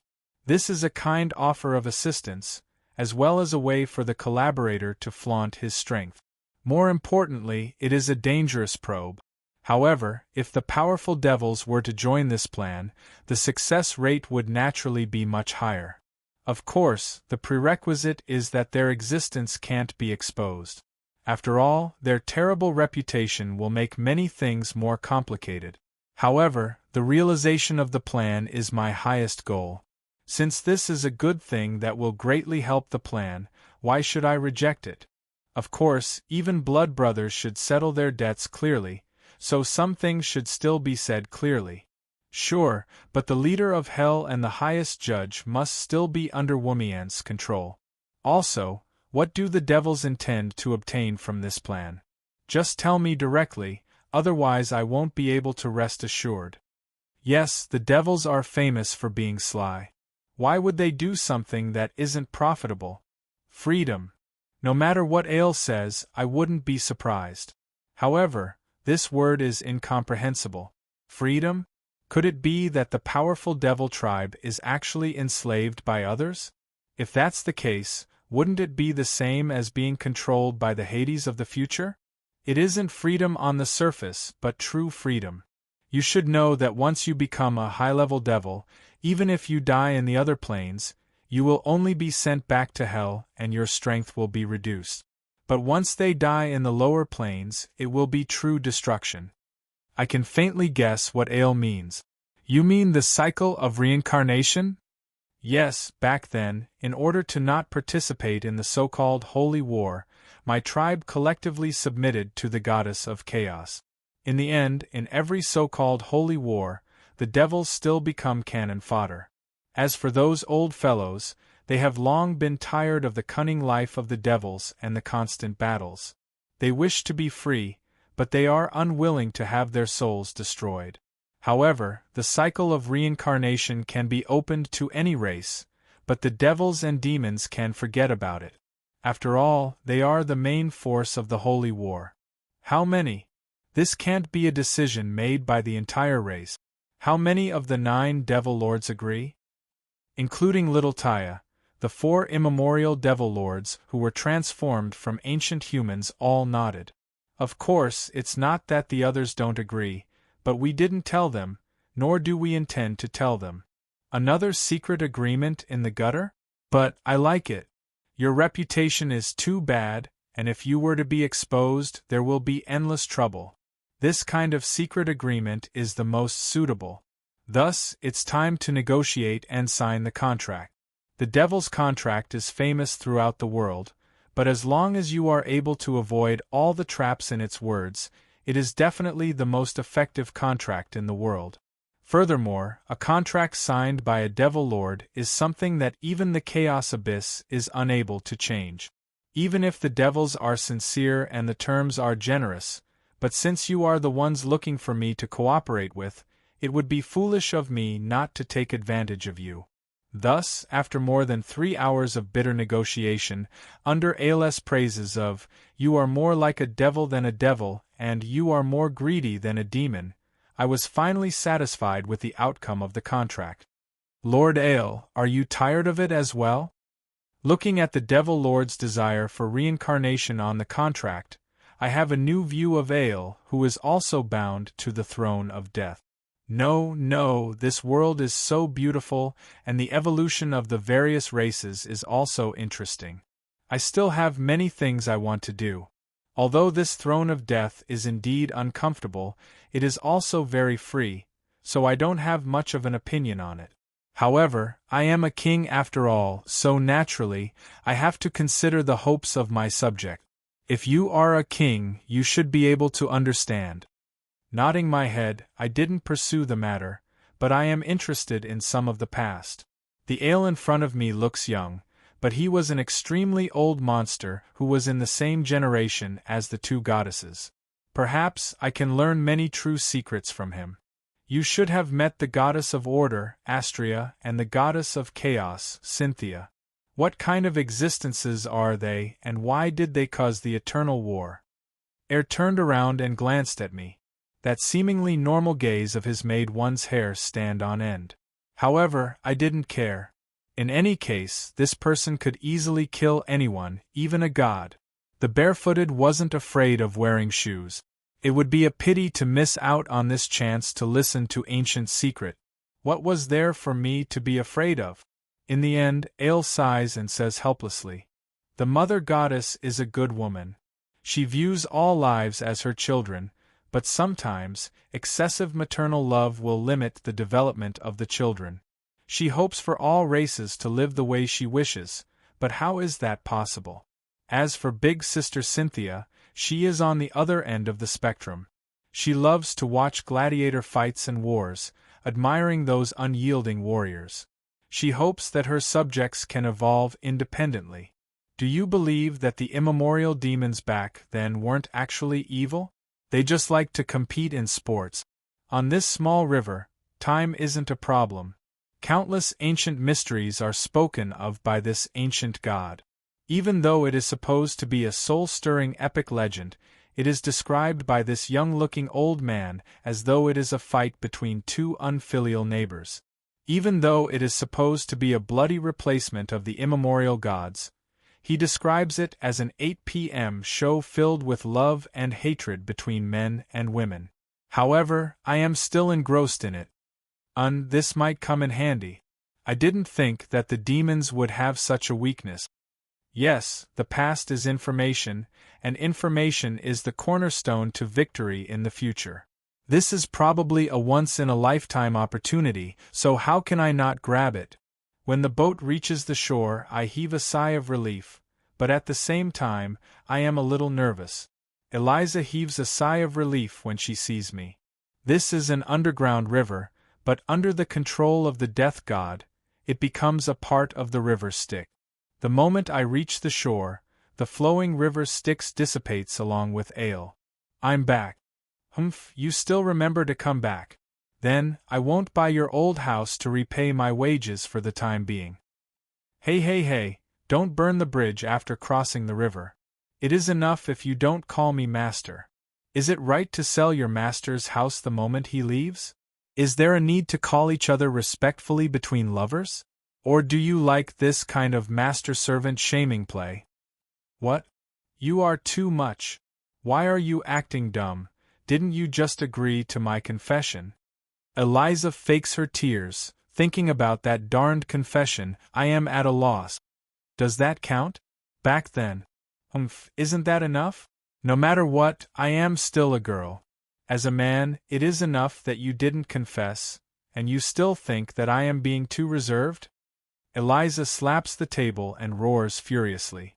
But as someone who is familiar with her, how can I not see the worry and sternness in her voice? She is worried that I will go back on my words.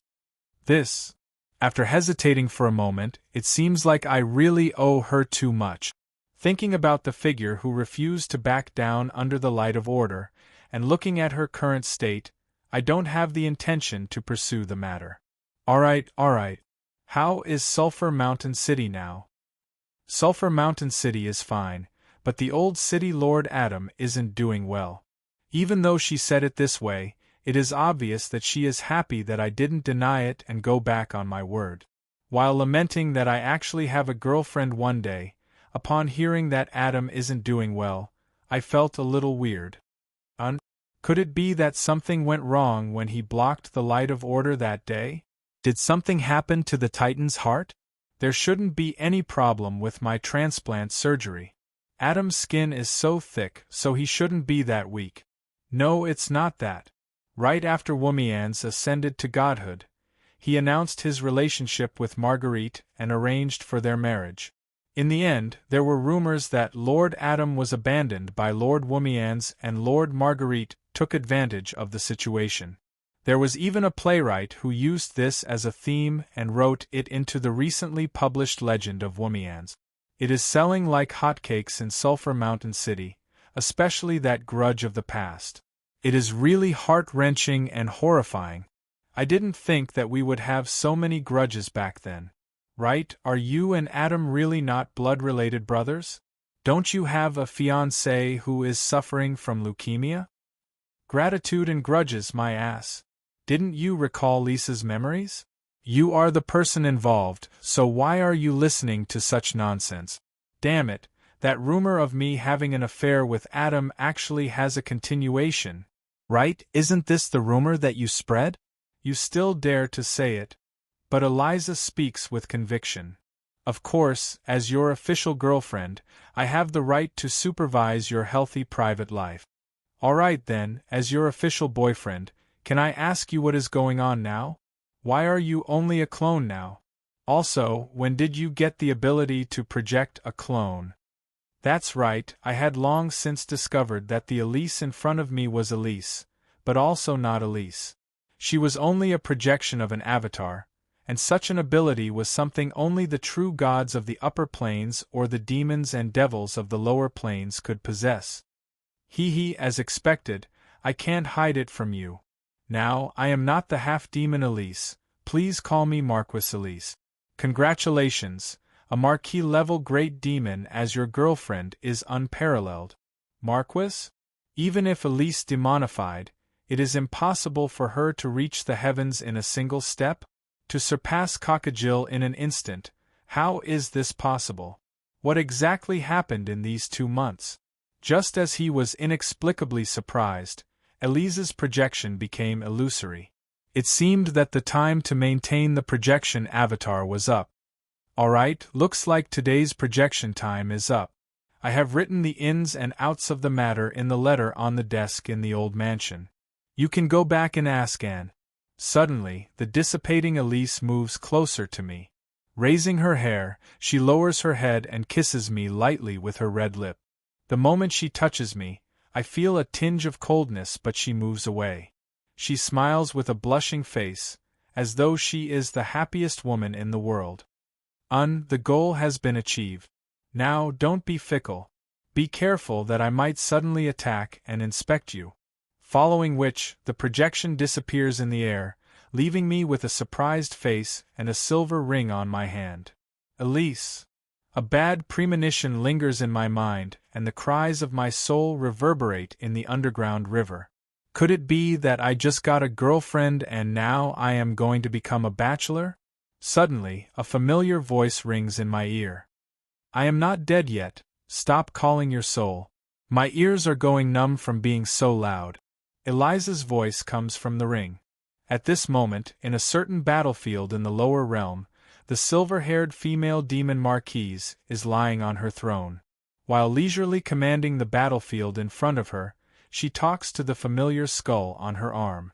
In front of her, an endless demon army is engaged in a bloody battle. That is a demon count who is in the midst of a rebellion. As a demon Marquise who is favored by the abyss, she still has many challenges to face. I have said it before, I won't let go of anyone that I fancy. Regardless of whether it is the power to control their own fate or you, remember, when I return, you are not allowed to take off the ring, and you are not allowed to be fickle. Otherwise, you will remember what happened that day. To tell you the truth, your skull is now an ornament on my crown. All right, facing this cute threat, I am at a loss again. In the end, I can only sigh helplessly. Sigh, system, time to hand in the quest. I want to revive.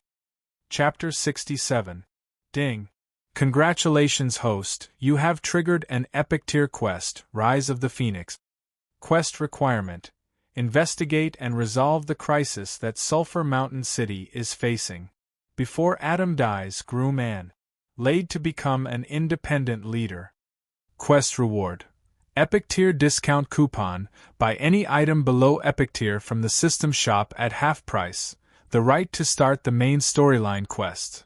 At least, before you leave your hometown, leave your home to a reliable person. You probably didn't expect to see a wasteland when you return. Quest failure penalty: would it be better to turn you into a skull with a mushroom growing on it? Or a mushroom with a skull growing on it? Not good at all? Then it should be a skull with a mushroom growing on it. Back then, when I first received this quest, I didn't expect so many things to happen. At this moment, with this mission as the starting point, the situation in the underground world has already undergone a drastic change. If not for this messy mission, I probably wouldn't have taken the initiative to mess around in the Underground Alliance. In the end, no matter if the Alliance meets up as scheduled or if they simply listen to Show's call to attack Sulphur Mountain City, many things would be very different from the past. Time to submit the quest. Hey system, stop playing dead. The conditions for completing the Epic Tier quest are: 1. Sulphur Mountain City's crisis is resolved. 2. Adam isn't dead and he won't commit suicide within expectations. 3. Anne. Laid to become a leader-class hero. I actually completed all of them.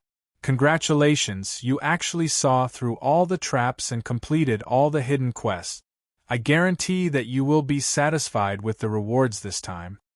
This slightly cold notification was actually reminding me of the fact that I was scammed. The third quest objective was to groom and to become a qualified city lord. This was within my expectations, but the first two, I really didn't think of them. As for the investigation of the crisis, I thought that it was to deal with the traitors and the invading army.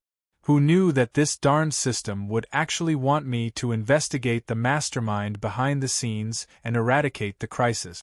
As for the seemingly time limit before Adam dies, it actually wanted me to change my target? But I guess I made a mistake. I actually managed to complete all of them by accident.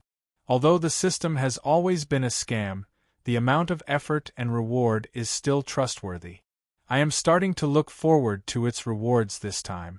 Main storyline activated. Detected that the host has turned into a soul form and is not inclined to any side. The system has been upgraded to its complete form, Fate System. From now on, evil points and justice points will be converted into fate points. Host will be able to change the future and obtain power from reversing the despair of fate. Fate System? Obtain power from changing fate? Isn't this my long-cherished wish? Looks like the speculation that this system is a part of my soul might really be true. From now on, daily quests will be randomly chosen between justice and evil quests. Calculating the fate points awarded for epic quests. Mission Objective 1. Find out the mastermind behind the scenes and eradicate the threat to Sulphur Mountain City. Currently, the mastermind show is dead and Molly has lost her identity as the Dragon Empress and the Underground Autarch, so she is unable to pose any threat to Sulphur Mountain City. The seal of the Fire Elemental God has been broken and the demons and Chaos Abyss have lost interest in Sulphur Mountain City. Sulphur Mountain City has become the origin of the power of law and the true gods. Countless law cultivators will come here to learn and defend, making it much safer. Based on the overall analysis, Mission Objective 1 was completed perfectly. Reward: 5,000 fate points. Although the reward was tempting, I was instead attracted by the important information that was revealed. The seal on the Fire Elemental God has been broken? Who broke it?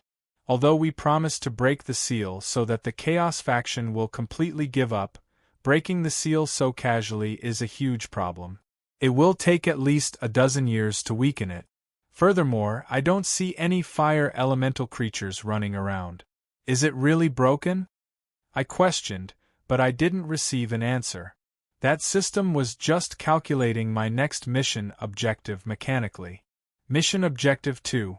Hidden reverse the fate of Adam's certain death. Using the Titan Heart to replace the Phoenix Heart, the death of his physical body has been successfully avoided. At this moment, Adam is busy dispelling the rumors and preparing for his wedding. The thought of seeking death has already disappeared. Mission Objective 2 has been completed excellently.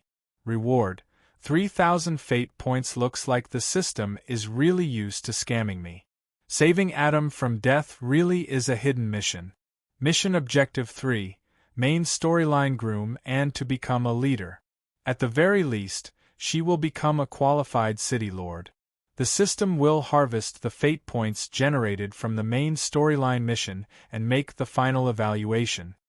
Hearing those words, I feel that I have been scammed again. The system requires me to be a leader from the very start. If I only understand it as a city lord, I'm afraid that the reward will only be the most basic one. And the so-called fate points that I get probably depends on how much I do in the quest. If I only stay in Sulphur Mountain City and let Annie take over, I probably won't get anything either. Hidden Mission: Empress Victoria's secret completed. Under your influence, Victoria has once again stepped onto the path of the Dark Elf Empress.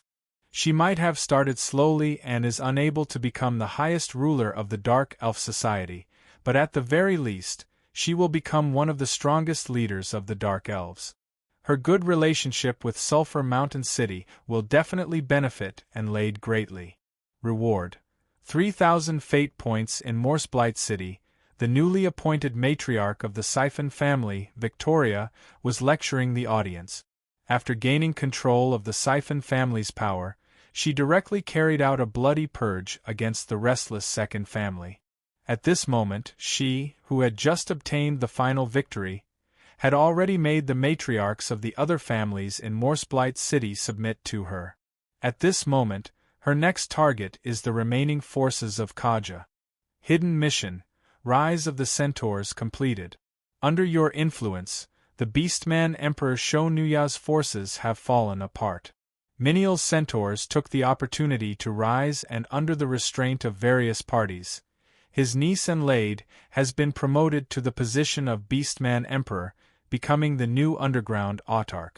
Reward: 5,000 fate points. In the tent on the plains, old Menial can only helplessly look at the newly appointed Beastman Emperor rolling around on the ground. In the tent on the plains, old Menial could only look helplessly at the newly appointed Beastman Sovereign rolling around on the ground. I don't want to go to the meeting, those old men are so scary. I want to go to Sulphur Mountain City to play with Big Sister Annie and buy new clothes. When will my package arrive? I already said that I don't want to live in the countryside, it is so inconvenient. Old Menial, who has just taken over Vance City, doesn't have the disposition of a hero who suppressed the other heroes to obtain the position of Beastman Emperor a month ago. At this moment, in order to protect the dignity of the new Beastman Emperor, he requests the guards to not let anyone in while looking at his granddaughter acting shamelessly, not knowing whether to laugh or cry. At this moment, the wrinkled face of him isn't some chieftain but an old man who wants to teach a lesson to a spoiled brat but can't bring himself to do so. In the end, he can only nod his head helplessly. All right, we will move to Vance City in 2 days. Everyone, let's not live in tents anymore, let's live in big houses. Hidden mission, The Return of the Dragon Princess, has been completed. After the news of Molly turning into a hell demon dragon spread, the underground dragon city stripped her of her identity as the Dragon Empress and dragons without any hesitation. As the one who defeated the original Dragon Empress and the last inheritor of the Dragon King's bloodline, Ein Mises, Little Red, was chosen by the Dragon City to become the new Dragon Empress. However, because Ein Mises insisted on staying in Sulphur Mountain City, the dragons decided to build a new dragon city beside Sulphur Mountain City for her. From then on, Sulphur Mountain City will be under the protection of the underground dragons. Ein Mises inherited the crown and became the new Dragon Empress. She is also the new autarch of the underground city. However, as she has always doted on Enlade like her own daughter, she is destined to be the most reliable support for Enlade. Reward: 5,000 fate points. Sulphur Mountain City. Little Red squints her eyes at the gigantic dragon city being built not too far away and the countless giant dragons in the sky while dozing off. She isn't interested in the position of Dragon Empress, but she is very interested in the fact that the Dragon Empress can find a reason to steal the wealth of other giant dragons. She, who has just been appointed as the Dragon Empress, is intending to find a reason to settle old scores with a few old friends and make use of this opportunity to clear out their treasury. Even if you are an ancient dragon, how can you not listen to the words of the Dragon Empress? It has been so many years since you contacted the Dragon City. Hurry up and hand over 200 years' worth of taxes. If you don't have money, you can use god equipment to pay for it. You don't even have a god equipment, so how did you manage to become an ancient dragon? Give me a dozen epic treasures then.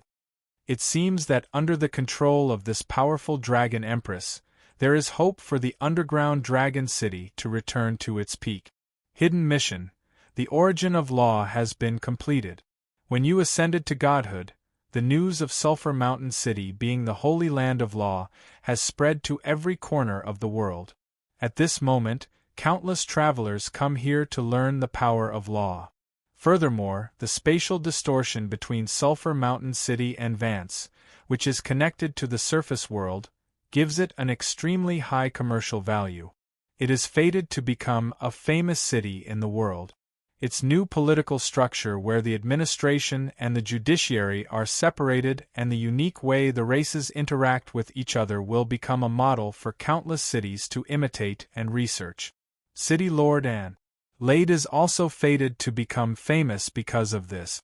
The reward is 10,000 honor points. Why me? I don't want to be that whatever supreme judge. In the Supreme Court of Sulphur Mountain City, after sending off the guests who congratulated him on becoming the Supreme Judge with a calm face, he turns around and closes the door. Then, he flies into a rage and roars at his colleagues who are watching the commotion. Recently, he has been too busy, so busy that he couldn't even pick up his greatest hobby in life. He is so busy that he feels that his little assistant hasn't seen the wind for a long time and is feeling listless. Cough cough, I am really too old. I am afraid that I am unable to accept such a heavy responsibility. If I am unable to carry out the heavy responsibility that Lord has left behind because of my old age, wouldn't I become a sinner? Kale. Dia fakes a cough while winking at his colleagues.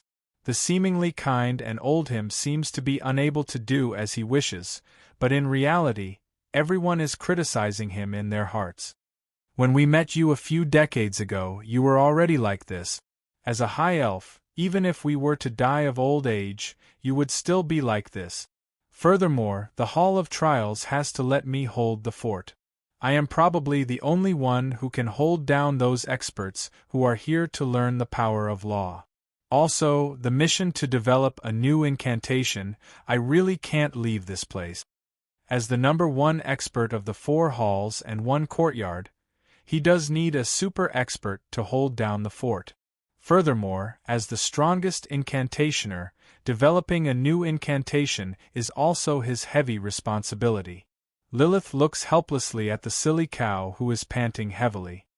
I am fine with it, but right now, Lord Marguerite is preparing for her wedding trip and the heir, Silver Rose Eliza, suddenly refuses to take up the responsibility. If I don't go to the executive office to hold the fort, are you going to do it? All right, I can't handle the mountain of documents that is enough to drown the entire room. Shueti turns his gaze towards the last of the 4 heavenly kings of law. The newly promoted Supreme Judge of Chrome City, Kevin, is trying his best to shrink his body, trying his best to reduce his presence. Kevin, my close brother, I will swap with you. I will go to Chrome City to take charge of the work. You can be the Supreme Judge.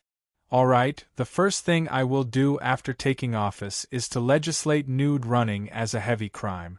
At the same time, I will also clean up the Gentleman Alliance and Wild Bull Alliance that are filled with perverts and gays. I will wrap them up in 3 layers and hang them on the flagpole to dry. Wrap them up in 3 layers in this hot season? Their sweat will probably fall like rain, dehydrating them in less than 2 hours. Hang them on the flagpole to dry? Are they going to dry them first before making them into salted meat? The seemingly honest middle-aged man smiles generously, but the cold glint in his eyes makes everyone's heart tremble. Turns out that a dog that bites never barks. The most black-bellied and black-hearted ones are usually the ones that appear to be the most kind and honest. At this moment, when Kevin smiles, Shueti immediately shrinks back. Cough cough, since everyone trusts me, I will work hard to become the Supreme Judge. All right, under the threat, Shueti brings the God Equipment Codex and Semi-God Equipment Gavel that Womian's left behind with a tearful face and prepares to deal with the guests that keep coming to his door. Behind him are his colleagues who escaped from their heavy responsibility happily. However, from a certain point of view, after the original successor, Eliza, quit, he, who has some prestige, is indeed the most suitable successor. Him taking over as the Supreme Judge is also the hope of the masses. Main mission: the only queen of the underground world has been completed. Galen's personal strength has reached Saint rank and she has obtained the full support of the newly ascended Dragon Empress and Beastman King, the 2 underground autarchs. Sulphur Mountain City's internal structure is unified and powerful. Furthermore, she has obtained the support of the elves. Out of the 5 underground autarchs, there is a 70% chance that she will become the ruler of the underground world within 10 years. The main mission has been completed perfectly. The reward is 20,000 fate points. If I still had a chin, it would definitely be a situation where my chin would drop to the ground. What have I done for the underground world, which is always filled with internal strife, to have another emperor appear? Looking at history, that would definitely be a huge calamity for the surface world.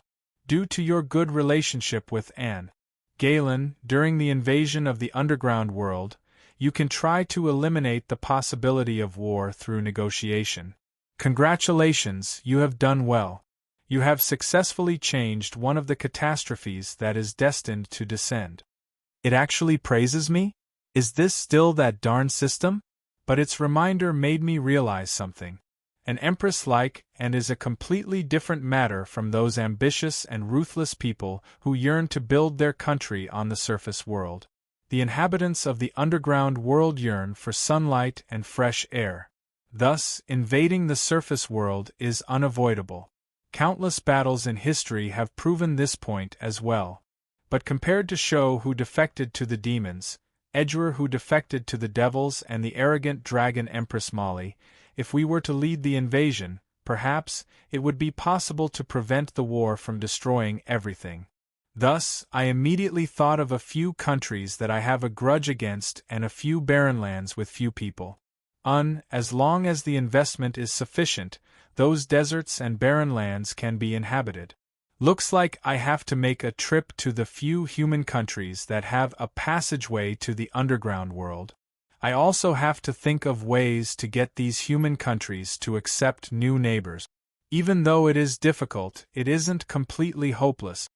Just when I thought that it was over, the system spoke up once more. Calculating the fate points of individual heroes. Moon Knight Diana has made up her mind to find her own path. She has already performed a moonlight ritual to change her skin color and will head to the surface world in the near future. Reward: 1,000 fate points. System-friendly reminder: I suggest that you go with her. She will be a good nanny and meat shield. Eaglestorm has brought a portion of his tribe back to the surface world. He feels that he has found a new faith in Sulphur Mountain City. In the near future, a droll sect that pursues a neutral balance and uses law to achieve coexistence will rise. Reward: 1,000 fate points. In Sulphur Mountain City, Gnome and Gnome engineering has begun to merge. In the near future, a brand new engineering school will be born. The name of the wise Roland will be recorded in the history books as the founder. The Roland series of robots will also appear in daily use, night use, water use, aerial use and many other variants. Reward: 1,000 fate points. Beifong. Herald, under your influence, he finally understood the path of equality for all living things. Thus, he walked on his own legendary path. Alright, he's really too disgusting. Even the system doesn't want to say more. All you need to know is his glorious title, the man who single-handedly created multiple races. Reward: 10,000 fate points. Looking at that frightening 10,000 fate points, I didn't dare to ask any further. A myth-ranked hero, a new drill sect is only rewarded with 1,000 fate points. 10,000 fate points? What did that pervert Beifong do? He created multiple races by himself? He isn't even a mage, so how did he do it? I faintly guessed something, but my rational mind refused to think about it. After a series of notifications, I was already numb to it. Finally, it was time to calculate my fate points. Fate points: 124587. Looking at this frightening number of fate points, I sucked in a breath of cold air. This darn system wasn't wrong in saying that the myth-rank storyline was really generous. Of course, the change of the Queen of the Underground World and the related powers was enough to change the situation of the entire underground world. Thus, the amount of fate points produced was naturally not small. The only inconceivable thing was still that Beifong. Herald. A bright gold coupon also appeared in my hand. Looks like I didn't need it for my revival this time. Alright, revive for me. Right, there's also Eliza. What happened to her? Right, who was the one who released the fire elemental god? While the 4 heavenly kings of law were still trying to push away their authority, in the undead district of the same city, the other 4 heavenly kings were reunited. Even if we include the war not too long ago, the infallible Defender, had only appeared twice in history, and the people who saw it the first time were all dead. However, that huge army still shocked the entire underground world. But at this moment, those brave undead warriors were still living as usual. The dancing banshee continued to dance, and the divination Lich continued to do his divination. It was just that due to the undead army's attack that day, protecting the city and its citizens, the relationship between the undead and the living improved significantly. The Crown of Death Paradise also had quite a number of visitors. Of course, there would definitely be trouble, but when has the Red Hunting Hounds ever been afraid of trouble, especially now that there is a true god protecting them? However, those who have seen the soul world have already been destroyed, but those who have seen it on their side followed the clues and found their way to the door. At this moment, in a secret room in a dilapidated tower, on one side sits the zombie King Dekars, Spider Marquis Lionheart, Bone Dragon Queen Gria, and on the other side sits the demonic Void Hound Bastion. Adding the carnivore Dang, who is currently dozing off, the 4 heavenly kings of Emperor Yongya.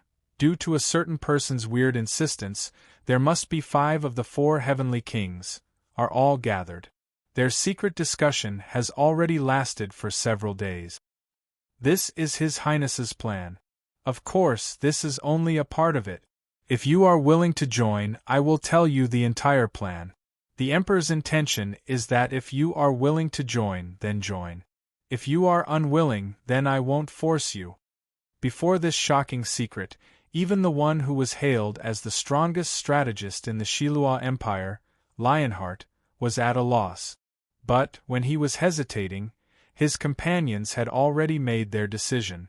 That is to say, the Emperor is still in the mortal world. Great, I am going to look for him. Alright, Gria doesn't care about the scheming at all. She is just happy that Roland is still in the mortal world. Whatever Pa asks Dang to do, Dang will do.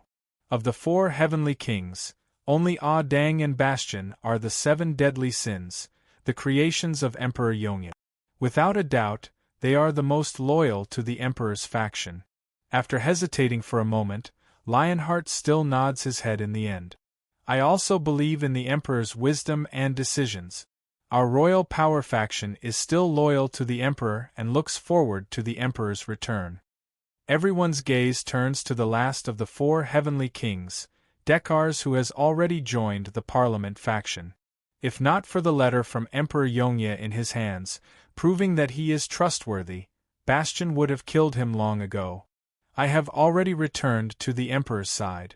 The secret that the Emperor wanted me to investigate has also been found out recently. Corpse, ice, desecration, and 6 other large undead planes were opened 15 years ago. These days, Feyman has been running around the various planes. Hearing the news about the undead planes, everyone at the scene is shocked. After all, there are quite a few undead emperors and emperors of the previous generation in those planes. They can be considered as their seniors. However, the undead emperors of the other planes are not to be trifled with. Feyman and his Lich Council will only be eaten up by the other party. Looking at his progress, there are already a few planes that have agreed to work together with him. This is only possible if the first Senator Grikajo personally makes a move. I'm afraid that the super undead calamity predicted by the Emperor is just a matter of time. Looking at Feyman's gathering, those undead lords and emperors won't need more than 30 years to prepare for the war. Boss, bring this news to the Emperor. Yes, the current Dekars, who looks like a boorish man, has accepted Roland's assignment to serve as a spy for the Parliament faction. Even though he hasn't earned enough trust after more than 10 years, he has managed to obtain a lot of information from the clues he left behind and bribed spies. Suddenly, the secret of the collusion between the first and second senators and the military intelligence that the undead planes are planning to invade the Parliament. In an instant, in front of him. Damn it, if the third senator is still around, things might not have developed to this extent. Lionheart immediately understands why the Parliament faction has so many new experts. When the first and second senators work together, coupled with the support of the undead planes, coupled with the death of 2 senators from the neutral faction and a heavily injured one, the power of the Shilua Empire tilting towards the other side is just a matter of time. Alright, with a certain someone making a move, the disappearance of the Queen of Banshees Harlois has become a case without any leads. After losing her checks and balances, the Parliament faction is completely invincible and the speed at which they are seizing full power is even faster. However, Bass smiles. The development of the situation is within the Emperor's predictions. Then, since everyone has decided to work together, then let's listen to the words that the Emperor left behind. This is what he said. Chapter 68. On the 2nd week after Wumian's ascension to godhood, following the succession of City Lord An, many matters started to move on the right track. Due to Roland's departure, Adam and the others started to show more concern for Eliza. But what was comforting was that Eliza was unusually strong and didn't immerse herself in sorrow. Not only did she work as usual, she would also smile more often, as though she had already walked out of her trauma. Only, she seemed to be using work to bury her sorrow. She took the initiative to work overtime, leaving early and returning late, appearing less and less in public. Her friends were understanding and didn't disturb her at this time. At the same time, outside Sulphur Mountain City, the hot spring that Adam dug out of interest became a tourist attraction that was spread all over the street. That was originally an ordinary spring water that Adam used to extract the heat energy from the fire elemental god. In order to suppress and weaken the fire elemental god, and took over his work and came here every night to extract the heat energy. Due to the overflowing heat energy, the spring water turned into a man-made hot spring. After Drool tested that the water was beneficial to the body and the news spread, this place instantly became the hottest tourist attraction in Sulphur Mountain City. But it was a pity that good times didn't last long. The heat extraction that was expected to take more than 10 years suddenly came to an end. In just a few days, the hot spring water turned cold. After being bustling for a few days, the place became an empty wasteland once again. When Arolawise was weakened to its limit, releasing it would stop the Chaos faction's plans and allow the elemental tide to occur according to history. At the same time, it would weaken the influence of the ancient elemental god's birth. This was the plan that Roland discussed with the others when he was still around. But now, the sudden disappearance of the heat energy only meant that the ancient fire elemental god, Arolawise, was rapidly weakening or even dying. The Chaos faction probably wouldn't allow such a thing to happen. The last time it was a count. The next time it might be a duke. This was worrisome. But strangely, when Adam and the others strengthened their defenses, even though they had stopped extracting the heat energy, the spring water still strangely turned colder and colder. However, the Chaos faction didn't show any reaction. This strange lack of reaction made people feel that there was a conspiracy. As long as she was the guardian, and would come to investigate every day. Today, she accepted her foster father's suggestion and dug a hole in the water to bury herself. Finally, she used this stupid method to find the culprit behind Aralavis's decline. In the middle of the night, on top of the ice-cold cliff, 2 female warriors were exchanging blows. Just like in the past, Anne, who was a warrior, was being suppressed by her mage in a direct confrontation. Just as she was fully focused on melee combat, an ice-cold thread suddenly hooked onto her ankle. Then, with a tug and a shake of the ice thread, it was like hitting a drowning dog after it lost its balance. When the old opponent didn't show any mercy, the young Anne was tightly bound with cuts caused by the ice thread. Why, Sister Eliza? What do you want?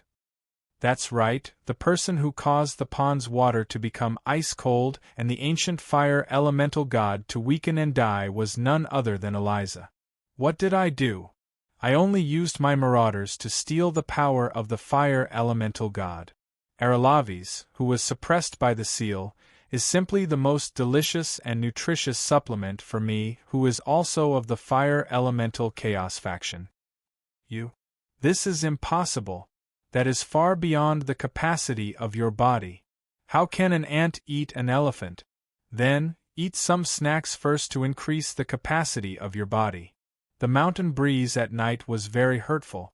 A gust of cold wind blew and the dark clouds dispersed a little.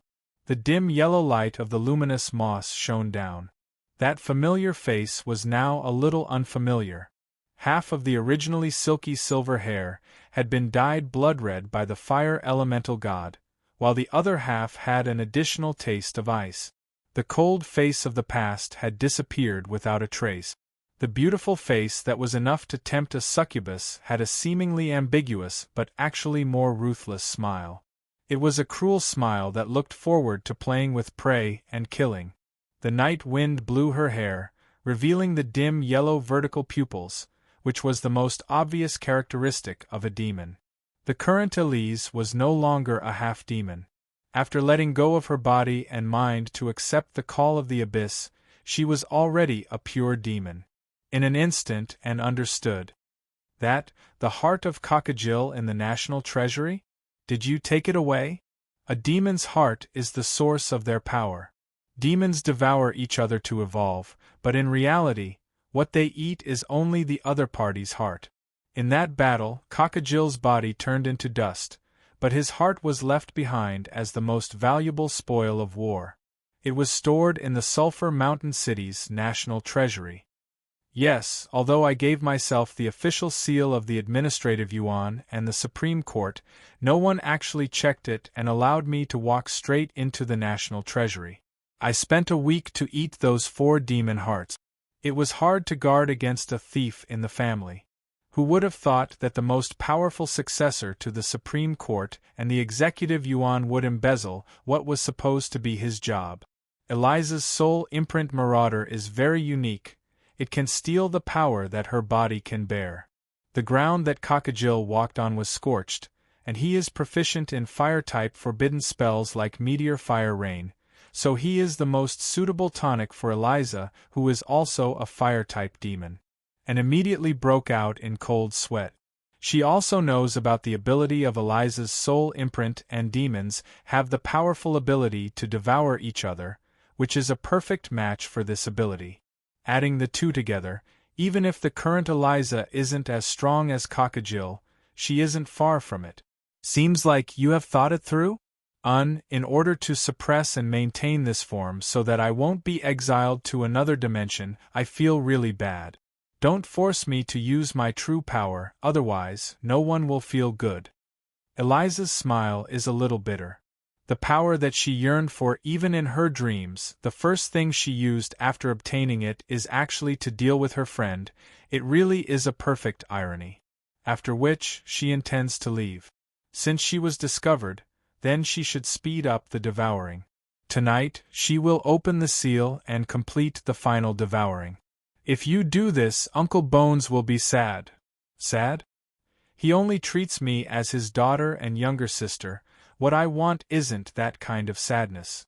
Don't be like this, Sister Eliza, there should be other ways, let's work hard together. And shouts from her back, however, made her stop, and thought that she was hesitating, but what she is about to face is Eliza's furious questioning. And Lade, what do you know? Do you think that everyone is as lucky as you, destined to become an ultimate expert? It wasn't easy for me to reach this realm after spending close to 100 years, but you actually reached it before 20.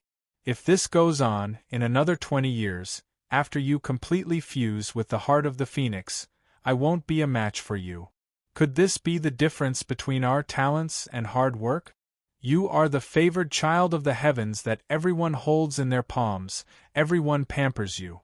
The inheritance of the phoenix is waiting for you. The divine sword blessing of the phoenix is waiting for you, the position of the city lord is waiting for you. What do I have? I only have that blockhead. And now, for the sake of this damned calamity, he wants to leave me as well. I have nothing left. I have nothing left, tell me, what do you want me to accept such a fact? Sister Eliza. Murmuring, and doesn't know how to reply. Do you know how it feels when the light of order descends, watching yourself die? Do you know how it feels to watch your loved ones die over and over again? I have already received enough. I have had enough of this powerless feeling of weakness. I have had enough of standing behind that fool's back, watching as he is hurt and riddled with scars. This time, I want to have enough strength to stand by his side, no matter where that strength comes from, no matter if that strength is evil in the eyes of the world. Under Anne's questioning, the cold and indifferent mask that she pretends to be is finally taken off. The emotions that she has accumulated in the past finally meet a breakthrough. Accompanied by a furious roar that comes from the bottom of her heart, the final tears of the young lady who is clenching her fists and roaring in anger fall. However, the overflowing flame magic turns the tears into droplets of fire, burning them in midair. But looking at the other party's tears, and stands up. And doesn't understand, but Anne knows that if Sister Eliza were to go to the world of demons, Uncle Bones would be very sad. And doesn't want Uncle Bones to be sad, and she also doesn't want Sister Eliza to leave. And doesn't want such a future to happen. And wishes for everyone to be happy together, wishes for a future where everyone doesn't have to cry. The flames of the phoenix ignite once again, the bloodline that is getting stronger and stronger, allowing Anne to transform into a humanoid phoenix. Following the light of the rules, the sole imprint of the Order faction is finally formed. At this crucial moment, Anne Galen has successfully broken through to legend rank. Guardian. The flames of the phoenix turn into an emblem of a shield and a crossbow, while the pair of bright eyes behind represent the attribute of this sole imprint, guardian and watchful. Following which, the illusory image of the phoenix flames rises, proving that she is definitely not an ordinary legend rank. After breaking through this bottleneck, she immediately breaks through to saint rank. Before Anne, who had just broken through, could even make sense of her new ability, that fist ruthlessly smashes into her face. The frightening brute force sends the legend rank warrior flying. In the next second, countless threads catch up to her, binding her once again. And allow Big Sister to teach you one last lesson. Without the awareness of power, you are unable to achieve anything. Without the support of power, you are harming yourself and others. Along with the rising flames, the newly born demon aristocrat Eliza displays her strength. With a furious roar, the endless flames of the phoenix are directly absorbed. Under the heavy bombardment of Eliza's fist, the defenseless and immediately falls into a coma. Under the power absorption threads, the newly born legend rank expert will probably be unconscious for a long time. At this point, no one can stop Eliza from completing her own sharp transformation. When the future demon Marquis walks out of the seal, two people have been waiting at the door for a long time. And, who is hanging on a tree, has already fallen asleep in the arms of a blue figure. Hi, Eliza. It is still the same unconventional greeting, as if they have already agreed on it. Eliza and the two semi-gods are not surprised by the arrival of the other party. You won't stop me? Of course, everyone has the right to choose their own future. This is your choice, so why would we stop you? We are only sending you off. No matter if you are Eliza or Lisa, at the very least, we were once friends. Half squatting while speaking unconventional words, Adam actually takes out a handkerchief to send her off. Following which, the handkerchief embroidered with blue lilies is confiscated by the red-faced Marguerite. Without the resolve of power, nothing can be achieved. Without the support of power, kindness is harming oneself and others. Although it is a little extreme, it is indeed well said. And should be able to listen to it. Looking at Eliza, Marguerite is actually proud, as though she is looking at a proud student who has a successful career. As she speaks, she even nods her head in agreement. Since they heard all these, it means that they have been here for a long time, just that they didn't appear yet. Shaking her head, Eliza doesn't say anything else. Some things are better left unsaid than exposed. As the demon's gate opened and Elisa walked in, Margaret's voice sounded from within. However, this time, it wasn't as cold as usual and there was more warmth in her voice. No matter what, Sulphur Mountain City is your home. If you feel wronged, you are welcome to come back anytime. I will be back, that fool Roland needs me. As the voice falls, the dimension gate closes, leaving the two semi-gods staring at each other. You saw Eliza's resolve, right? From what I can see, the stubborn but soft-hearted Roland probably won't be able to withstand it. Now what about Anne? What about the matter you promised her? This time, it is Adam's turn to look helpless. I was intending to entrust my orphan to Roland before I die, holding his hand and saying, "Promise me to marry Anne, otherwise I won't be able to die in peace." Based on Roland's personality, there is a 90% chance that he would agree on the spot, and as long as he agreed, he would definitely fulfill his promise. But it is my fault for not dying. Then, when Roland comes back, we can act it out again. Alright, to think that Adam's so-called arrangement is this. But, as expected of Adam, even though it is messing around, it does hit the nail on the head. If he were to really carry it out, there is a high chance that it would succeed. Looking at this foolish face, Marguerite's anger surges. Nonsense. Do you believe that if you mess around at this moment, Roland will really chop you down with a blade? Forget it, let's not bother about it. The younger generation has their own fortune, let them settle it themselves. Alright, revive for me. Right, there's still Eliza. What happened to her? And who was the one who unsealed the fire elemental god? My question was not answered for a long time. In the end, a memory surges directly into my brain. It is what Eliza left behind. That memory flashes past my mind, and what follows after is a long silence. Is it worth it? Of course, I asked you the same question before. Do you still remember? I remember, that was when I told this plan to Eliza. She asked me like this. Master, is it worth it to sacrifice so much? Of course it is worth it. Without sacrifice there will be no gains. If we don't change, what awaits this world is destruction and calamity. I feel that there are still many things that are worth living on. But, the voice of a young lady comes from within. However, don't get me wrong. I am not doing this for the world, I am doing this for a wooden fool. Remember, the world doesn't owe me a favor, but you do. After a long silence, I finally smile. Alright, I owe you one. When you come back, I will compensate you. That's more like it. I will help you find out news about Cavendish. That's all. Recently, I have been very busy. These demon brats, they betray us so easily. They are even more annoying than you. After which, the silver ring darkens. It isn't easy to communicate across dimensions. From the system's description, this ring can only be activated 3 times a day at most, and the accumulated time cannot exceed 15 minutes. Judging from the 2 times of communication, the password to activate this ring is most likely the name Eliza. At this moment, I silently remember this debt of gratitude. Then, I turn my attention to the system. At this moment, the system has already listed out all the different types of physical bodies according to my request. Normal human physical body.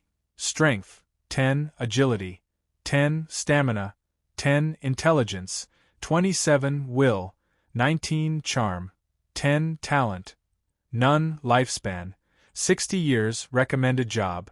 Any job the physical body of a normal human is really not worth mentioning. Other than intelligence and will, which are additional attributes of the soul, the other attributes are only 10 points. Furthermore, their lifespan is short, so naturally, I won't choose them. However, the advantage of humans is that they can take on any job, and they are unobstructed on the surface. Even though the difference in basic attributes doesn't seem to be big now, as they grow, the difference in basic attributes and talent will become bigger and bigger. This is the biggest shortcoming. The system is really inflexible. It lists more than 50 types of physical bodies, but at least half of them are white physical bodies, no system rating, that I wouldn't even consider. The ones that attract me the most are naturally the few golden bloodlines at the bottom. Son of the ancient red dragon, dragon descendant. Strength, 19, agility, 12, stamina, 18 intelligence, 25 will, 17 charm, 16 talent. Dragon transformation, dragon wings, dragon breath. Recommended job, mage warrior. Lifespan 2000. Overall evaluation, silver pinnacle. System notice. You can look for the Dragon Queen Ein Mises to undergo the dragon transformation ritual and obtain her bloodline to turn into a true dragon. Considering the relationship between the two of you, this isn't difficult at all. However, I'm afraid that you will have to call her mom in the future. Although the system notice makes me speechless, the power of a red dragon can't be underestimated. The ancient red dragon is a half-diamond bloodline. If it were to evolve into the diamond bloodline of an ancient dragon in the future, its battle prowess would definitely be reliable. Furthermore, after being a lich for so long, I am fed up with my weak physical body. The powerful physical body of dragons is indeed very attractive, but the drop in intelligence and will shows that this physical body has a negative effect on intelligence. However, considering that I am going to enter human society in the future, an obvious abnormality like dragon wings isn't very suitable. I can only keep this in mind for the time being. Immortal, artificial body, strength, 12 agility, 12 stamina, 15 intelligence, 30 will, 20 charm, 18 talent. Immortal, high-speed learning, release specialization. Recommended job, mage, recommended to become a saint in the future. Overall evaluation, gold. System notice. There is no need to explain how this bloodline came about, but it is definitely powerful. As it is a clone of a unique individual, there are some side effects, such as the appearance and skin color similar to the original. You know what I mean. If you call me now, you will also receive a Marguerite set along with the physical body. Side effects? Skin color similar? I think it is just the appearance that is similar. Partial similarity? I think it is most likely to be exactly the same. Straight up feminine transformation. It isn't that easy to scam me. Pass. Son of the God of Law, descendant of God. Strength, 12 agility, 12 physique, 18 intelligence, 27 will, 17 charm, 20 talent. Son of Law, power of law increases in speed by 100%, effects increased by 30%. Recommended job, that bunch of law job that you invented. Overall evaluation, gold. System notice, don't hesitate. This is the most suitable for you. Also, how does it feel to be your own son? Alright, I ignore this darn system notice once again. I am indeed a little tempted by this physical body. However, this physical body of a descendant of God that is obviously inclined towards the Order faction means that necromancy is just a side character from now on. Then, the impregnable Definder is completely useless. On this point, the weakest humans are actually the strongest. They don't have any inclination towards anything. Any job can be changed into and any power can be tried to grasp. However, thinking about humans and the previous generation of Order citizens, I also thought about the two special gifts from Ale. I hurriedly submit them to the system. After a long while, two new physical body options appear in the system's menu. Bloodline of the first generation Son of Order, Royal Family, Descendant of God. Strength, 18 agility, 18 physique, 20 intelligence, 27 will, 17 charm, 20 talent, War Angel form. Overall evaluation, Diamond Bloodline. Recommended job, Order Knight. System evaluation, as expected of the favored son of the Goddess of Order. The Order Knight is a special basic job created by the system based on this bloodline. It is able to use any power of order, including law and holy light. It is definitely powerful. Perhaps he isn't as good as the one below, but his potential is limitless. Some things can only be seen through comparison. Without a doubt, this bloodline is really powerful. Furthermore, the Son of Order has the same weakness as the Son of Law. Their incompatibility with necromancy will still cause negative effects on the soul world. On the other side, bloodline of the first-generation son of chaos, royal family, demon descendant. Strength, 22, agility, 20 physique, 22 intelligence, 29 will, 20 charm, 8 talent, original sin demon god form. Overall evaluation, diamond bloodline. Recommended job, Chaos Witch King Devil Knight. System evaluation, ridiculously powerful basic stats. Perfect physical body. Choosing him will grant you endless power. Of course, if your devil bloodline is exposed in the human world, I hope that you can run fast enough. Other than charm, all his stats are over 20, easily crushing the basic stats of a legend rank expert. This physical body is unimaginably strong. However, the problem is the same as the one above. It is still incompatible with the power of order. Thus, I really hesitated. Without a doubt, this choice is extremely important. But no matter what I choose, there will be regret. It would be great if I could combine both of them. How can there be such a beautiful thing in the world? It is impossible just thinking about it. Thus, I shook my head. But suddenly, the system spoke up. It can be done, but you have to pay the fate points of 2 bloodline bodies. What? Why didn't you say so earlier? Why didn't you list it out? You didn't ask. Alright, cut the crap. Hurry up and list it out. Arbiter bloodline. Strength, 19 agility, 19 stamina, 19 intelligence, 29 will, 19 charm, 19 talent ability, war angel form, original sin demon form. Overall evaluation, double diamond bloodline. Recommended job, Order Knight/Chaos Witch King.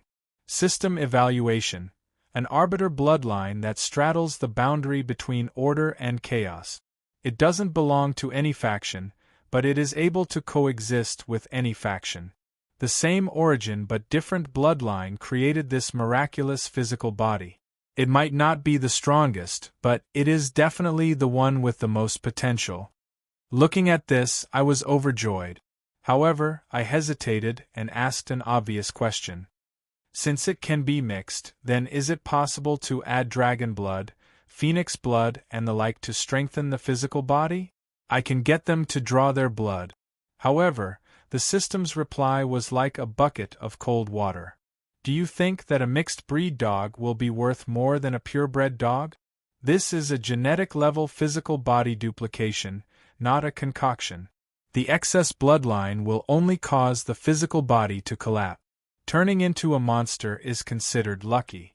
For this physical body, the 2 bloodlines originate from the same origin.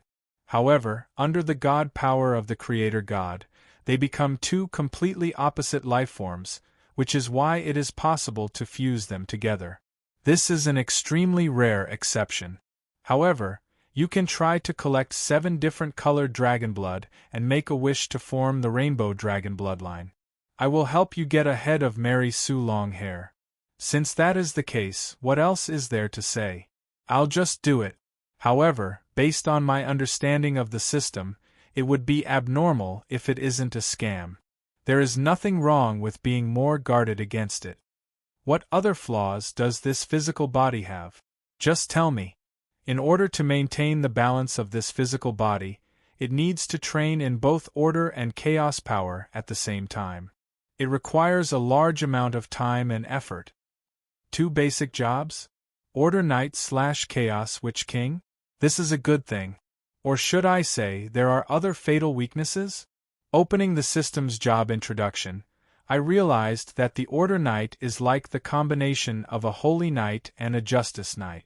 As for the Chaos Witch King, it is the combination of a Necromancer and an Elemental Mage. This is the path that I have walked on before and it is the path that I am most suitable for.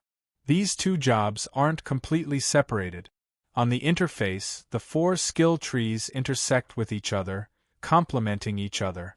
The skills and abilities that I have learned are marked in gray on the skill tree. For example, Ice Aeon is at the top of the ice skill tree.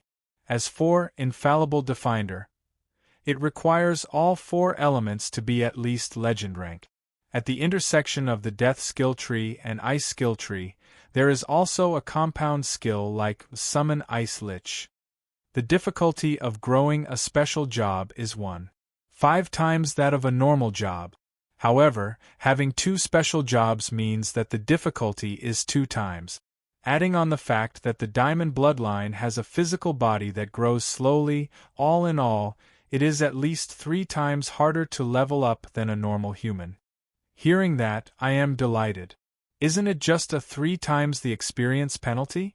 So what if my growth is slow? As long as I can use fate points as a cheat, why should I be afraid of being slow? Now that there is a storm going on outside, if I don't have enough points, I can just do a few more epic rank quests. I am not afraid of it being slow, I am afraid that it isn't strong enough. Alright, this is it. The physical body that was sold for 200,000 fate points became 100,000 fate points after I used the discount. Even so, the points that I worked so hard to earn only amounted to 20,000. It is hard to earn money but easy to spend it. In a single night, I am back to square one. As the halo descends, that familiar feeling of the physical body makes my entire body feel comfortable. I, Roland Mist, am finally alive. I am finally a man. I finally have a companion. I can finally whistle at a beauty openly. But as usual, my happiness doesn't last for long. Very quickly, when I look at myself in the mirror of the underground river, I can't help but scream in agony. System, you tricked me again. One day, I will hack you into pieces. You didn't even ask. Hee, this is our service motto. If you are dissatisfied, we are satisfied. If you are unhappy, we are happy. The one who tricked you is you. Welcome, please remember to come again next time. Dear, don't forget to leave a good review. Chapter 69. I am really a fool, really. Wearing the black cloak that I borrowed from the kind-hearted merchant, I wrapped myself up tightly and carefully traversed the streets of Sulphur Mountain City. I know that the system has never been kind, so most of the things it recommends are problematic, and I definitely can't choose them. What I didn't know is that even if there are no problems with the system, there will be problems with it. Look, the average of the 2 bloodlines is higher than the current one. This clearly shows that there is a problem with this body. Also, that darn charm, do you think that the system will be kind enough to let me be popular with pretty girls? This is obviously a trap. Why did I jump into it back then? I am really a fool, really. The little bat beside me glared at me fiercely. Enough. You have nagged me for 100 times. Did your IQ drop after changing your body? No, it's just that seeing you in a worse state made my mood a little better, so I wanted to nag a little more. Magic pet. Harlois, Matrix of Greed, race. Unable to be classified, strength. 12, agility. 10, stamina. 30, intelligence. 28, will. 25, charm. Uncertain, job. LV1 mage, overall evaluation. Trash, even more trash than you. Race ability. Transformation, iron. System evaluation. This is your magic pet, but she is constantly thinking about how to get rid of you within the limits of the contract. Take care of her, or wait for her to defeat you. System notification.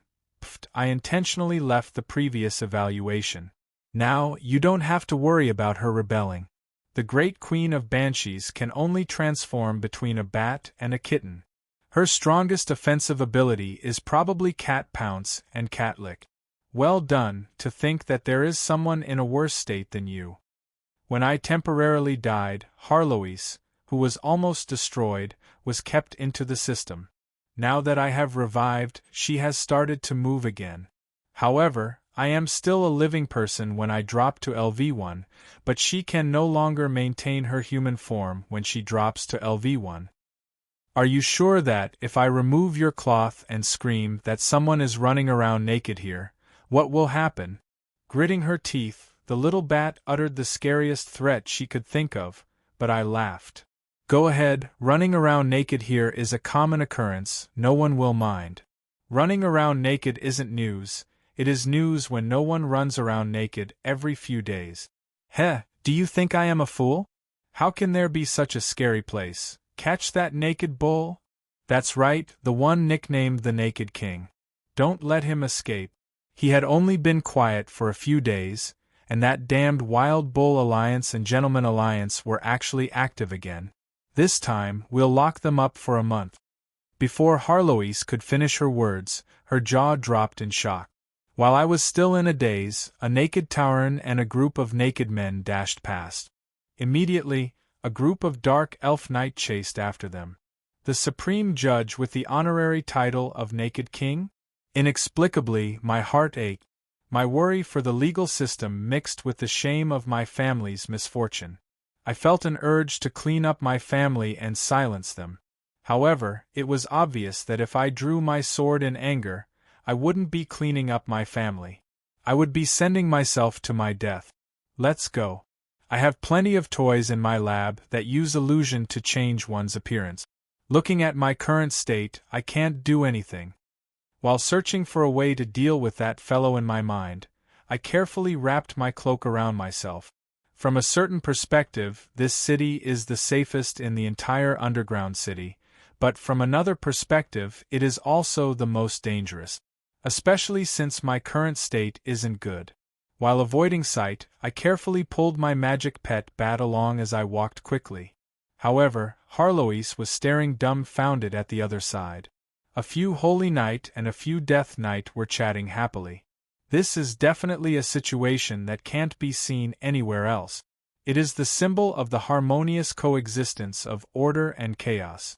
Just as I was about to boast a little, they started fighting in the next moment. While fighting, they scolded and argued fiercely. Their attacks were vicious. That's more like it. Harloise nodded her head in satisfaction. However, at this moment, a scolding sound traveled over, leaving Harloise dumbfounded. You bastard, you don't know what to say. Did you agree to the Banshee Fellowship? Why are there only a few female undead? Look at their faces, they are covered in maggots. Can they even look? TSK, ignorant brat. That is the fashion of our undead district. Also, are you decent? Did you agree to the beautiful clerics? Why are there only a few cafeteria aunties? Do you think we are fools? There were already spectators cheering on the side. The argument between the two sides got fiercer and fiercer as they fought. However, the Death Knight didn't use his rune sword and the Holy Knight Gate didn't use Holy Light. Instead, they started punching and kicking like hoodlums. You want to meet the banshees and medusas of our district? Don't talk about the door, there isn't even a window. We can't even get them ourselves, so why should we introduce them to you? Let me tell you the truth. We have to fight physically just to talk to the female cleric. Resources are so scarce, so why should we introduce them to you? Alright, amidst the booing from the spectators, the matter was already clear. The reason why both sides organized the fellowship was to gain something from the other party's female resources. In the end, both sides bumped into each other and realized the other party's intentions. The fellowship between the undead and the Holy Knight? Is this world crazy or am I crazy? Harloise was dumbfounded.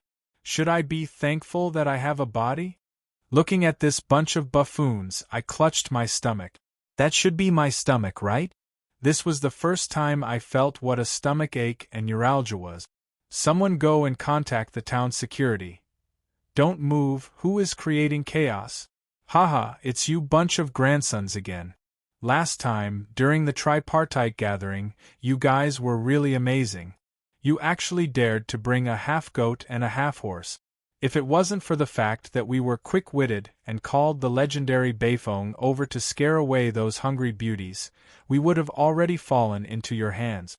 This time, we will settle our old and new grudges together. Eat my condemnation strike. Alright, there was no need to call the town security anymore. This new graduate from Nanxiang has already arrived. However, from the information he revealed, should I be impressed by their friendship? Somehow, my stomach hurts even more. Ouch! All of a sudden, someone knocked me into the air. Sorry, Momo is chasing after those bastards. It turns out that when a dark elf town security was chasing after them, he accidentally knocked into my body. My cloak was knocked away and light shone into my eyes, blinding my eyes. However, looking at the shocked Momo, I immediately came to my senses. I hurriedly used the cloak to cover my body. The system wouldn't be so kind as to give you a set of clothes. Just like what Harlowe said, my new body was almost naked and I wasn't wearing anything under the cloak. That, I have nothing to do with those fellows from the Wild Bull Alliance. I am a newbie who came here to learn the power of law.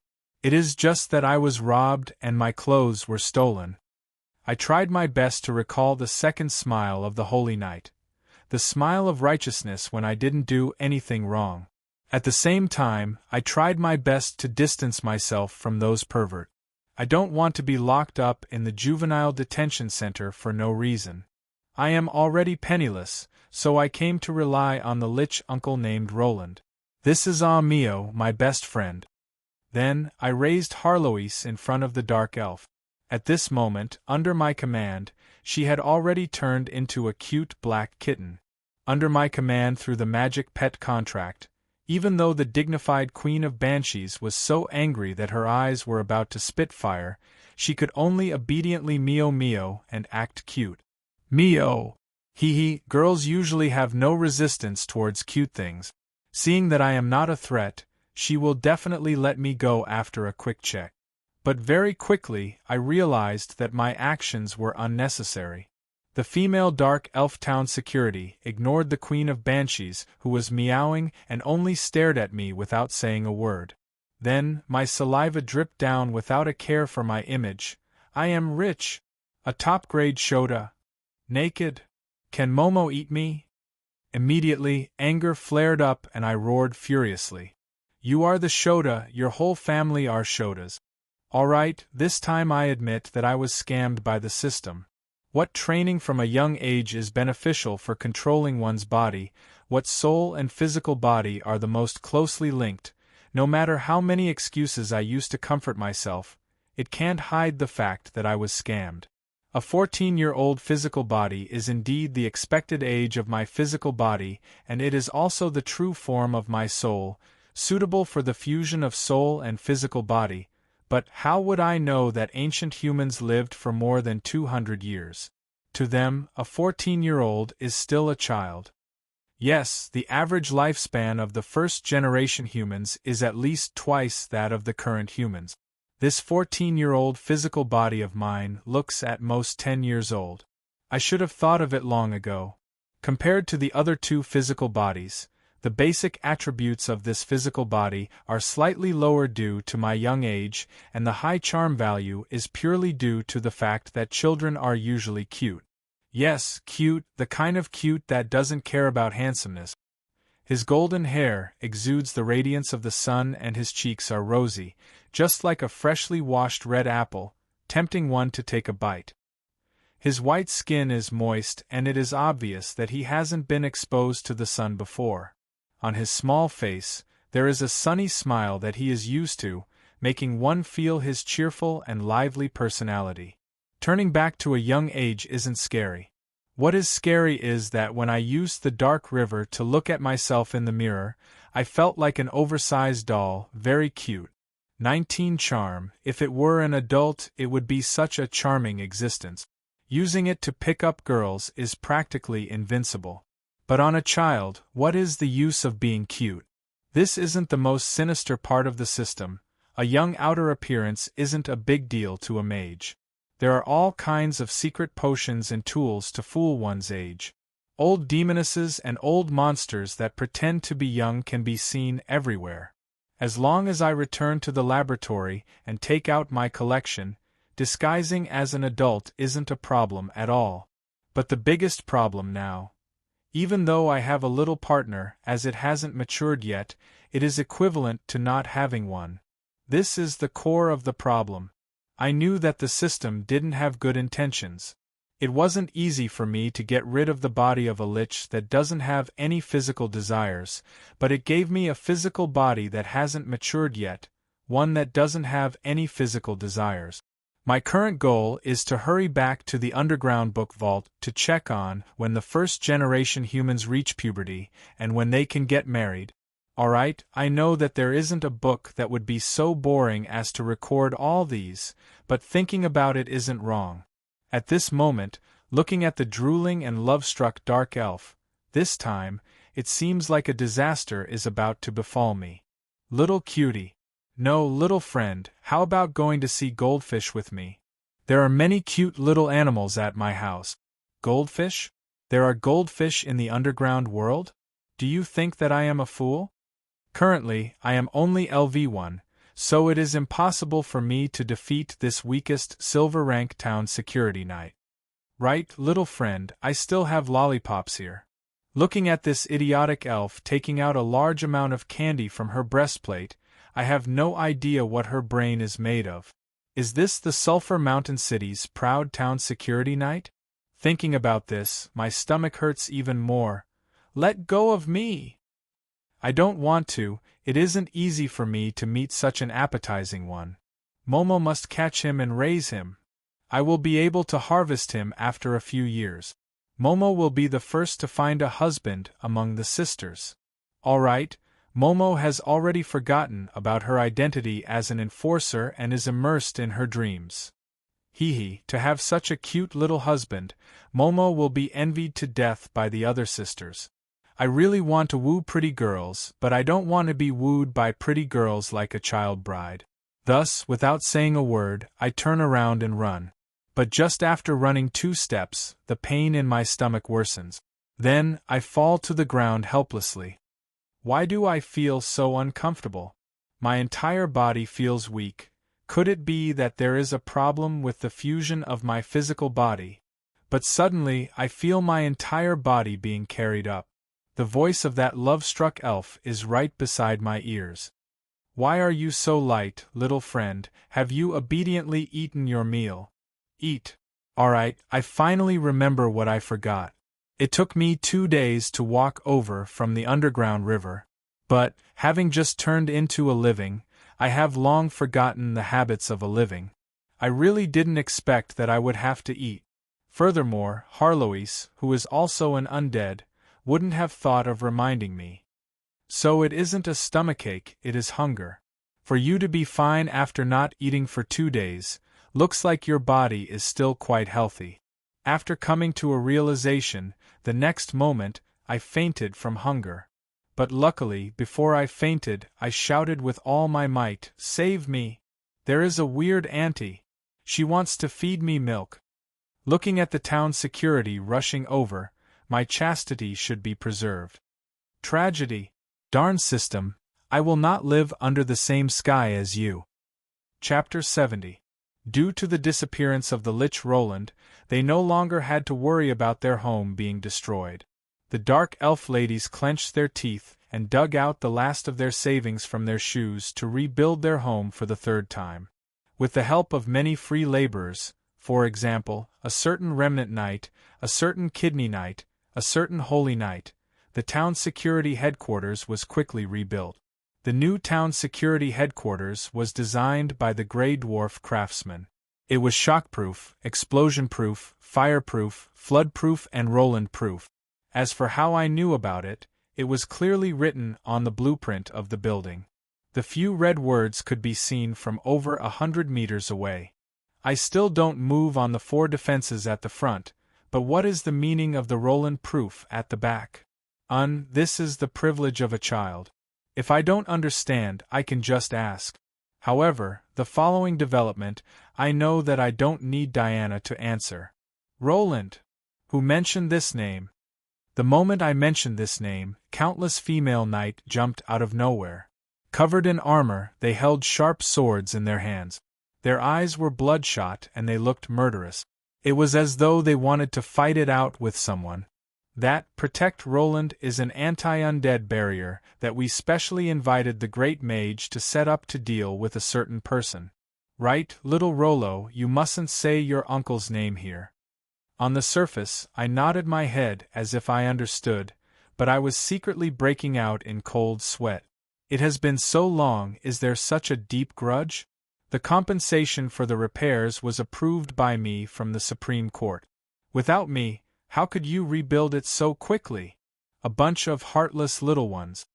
All right, looking at these red-eyed aunties, who were muttering curses, even though I knew that it was impossible for them to see through me, I still instinctively wrapped my cloak tightly around me. Waha, I didn't expect your reputation to be so good. As expected of my disciple. All right, I was even mocked by this old witch who was rubbing herself in the cloak. But then, as though she had thought of something, Diana hurriedly added, "Don't say it even if you go out, you mustn't. Your uncle, his reputation in the city is a little terrible. Actually, I don't have any prejudice against him, but there are some things that I can't say as an elder. In short, little Roland, for the sake of safety, don't ever tell anyone that you are Roland's nephew. All right?" Looking at the bashful Moonlight Knight who was too embarrassed to speak ill of others, the black cat was already rolling on the ground in laughter. "Little brother Roland, what did you do? Why are you doing so badly in your own territory? Even this female knight can't say it out loud." "Shut up, magical pet. Otherwise, I'll make you shout like a squirrel while doing 2.5 360-degree somersaults on the spot until you puke." The moment I said that, even if Harloise gritted her teeth in anger, she knew that my threat was real. If I said that I would make her do 2.5 somersaults, I definitely wouldn't make her do 3 somersaults. Harloise, who was always sensible, immediately shut up. "All right, little Luoluo, hurry up and go eat." Hearing this, he immediately became excited. He had finally encountered some bad luck today, and his luck had finally turned.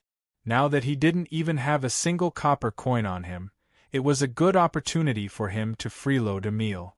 On the way to the canteen, looking at this hesitant female knight, I had many thoughts on my mind. There were many things that I had to do now, but the most important thing was to get rid of this young appearance.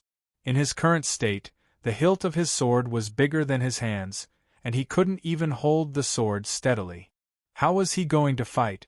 The young man's short stature made his steps small, his hands and feet short, and it was hard for him to exert his strength. No matter how good his basic abilities were, it would be hard for him to utilize them. Furthermore, when he reached the human world, he would definitely have to interact with those powerful nobles. However, reality wasn't a legendary knight novel. Although appearance wasn't everything, if he was too young, it would be hard for him to gain the trust of others. My plan was ruined. If I were to wait for him to grow naturally, who knows how long it would take for this physical body to reach adulthood.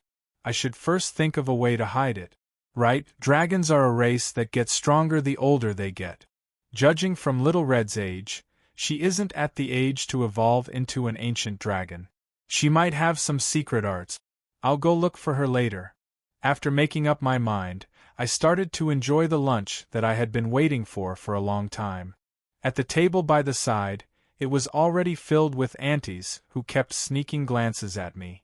Not only was the table full, even the entrance was filled with people. In the corner, Momo, who was chained up, was still howling incessantly. "Momo, I am not a Shota lover. It is just that the person I like happens to be a Shota. All of you who haven't touched a man for dozens of years, you thirsty #@Yanat. Ask yourselves, do you not want to paint this innocent and pure smile with your own colors? He already has an owner, he is all mine, don't you dare snatch him away from me." All right, the sight of her drooling to vent her desires was really too unbecoming. Her companions couldn't bear to look on any more, and this time, their mouths were gagged. On the other side, even though Momo's mouth was gagged and her neck was chained up, she still tried her best to pounce over like a frenzied dog. Her companions tried their best to hold her down, while I tried my best to pretend that I didn't hear or see anything at all. Looking at me gobbling down my food, Diana seemed to hesitate for a long while before speaking. "I'm afraid that you are too late. Your uncle won't be coming back. Why don't you stay with us for the time being?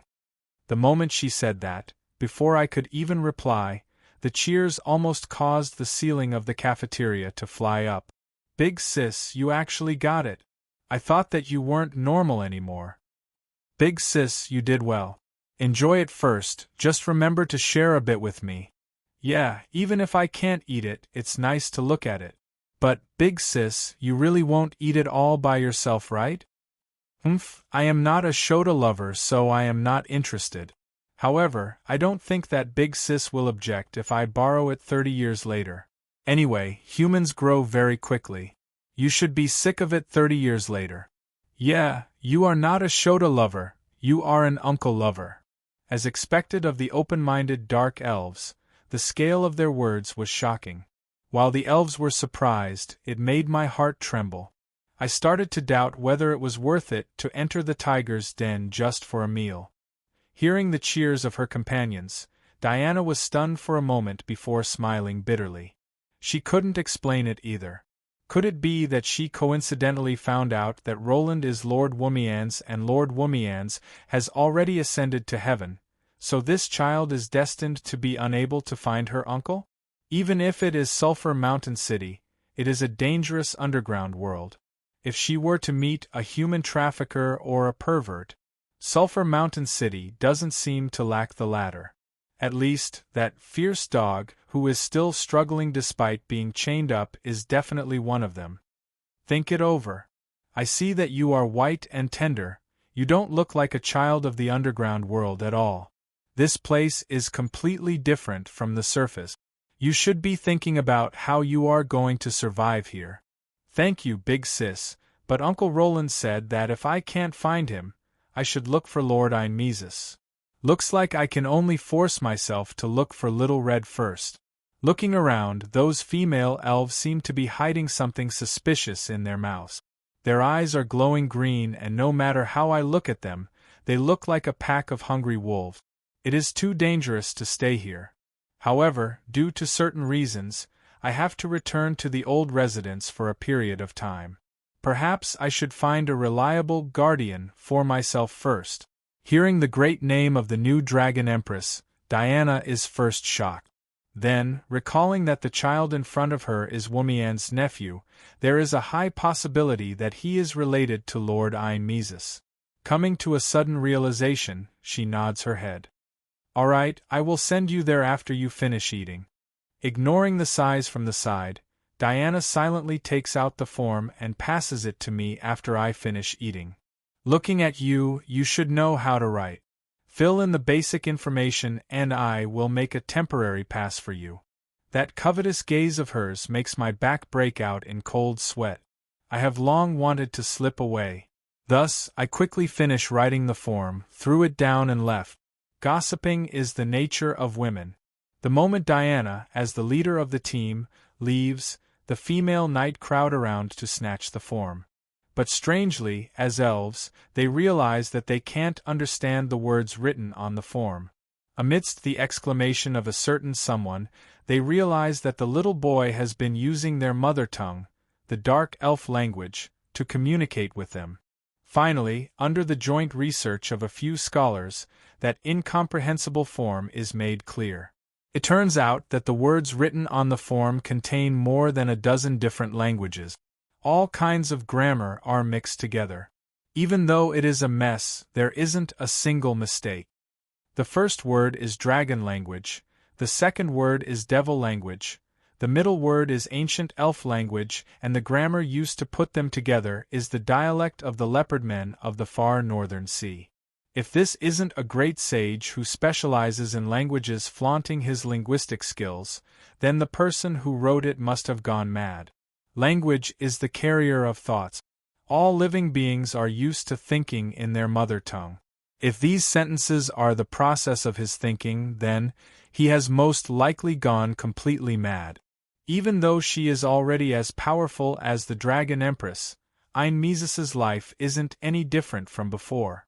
Every day, she still sleeps in her dragon nest, eats and fights. Other than the level of her opponents getting higher and higher, there isn't anything different about it.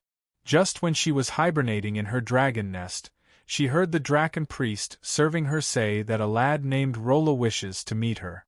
She immediately runs to the door to welcome him. However, upon seeing him, she is stunned for a moment, then, "Pooh! Ha, Roland, to think that you would have such a day. Come, call me auntie." Without any hesitation, a certain dragon rolls on the ground in laughter. Her laughter reverberates throughout the entire dragon nest, making one grit their teeth in hatred. Infuriated, I send a flying kick at her. However, not only was I completely ignored, she even laughed even louder. "I can't take it anymore. You even changed your name to Rollo, big brother Rollo. Come, shout for the holy light and justice and continue leading us on our adventure." Alright, since I can't beat her, I can only wait for her to finish laughing. That fellow actually laughed for a full 10 minutes, to the point that tears were flowing from his eyes. When I raised my request, she shook her head. A secret technique to grow rapidly? There is indeed such a technique, but if you don't want to forget your own name, it is best not to use it. So, that is a technique that dragons use to quickly hatch their dragon eggs to create cannon fodder. In a short span of 3 weeks, a young dragon can be born from a dragon egg. However, due to excessive growth, the brain would suffer fatal damage, turning it into a brainless cannon fodder. You humans really don't value life. Every process of life's growth has its own meaning. Children use play to train their body's coordination and mobility. Teenagers use games to train their thinking and teamwork spirit. Through learning to imitate the knowledge and skills of their elders, teenagers start to form teams to face the harsh nature. Middle-aged people learn the responsibilities of their family while their physical strength deteriorates. Old people are weak but they gain wisdom. Every age has its own way of living. This is a gift given by nature. Those who only stare at the future won't have the present. If there isn't even the present, how can there be a future? Hearing this string of words, I am stunned. This doesn't sound like something that Little Red would say at all. Why are you looking at me like that?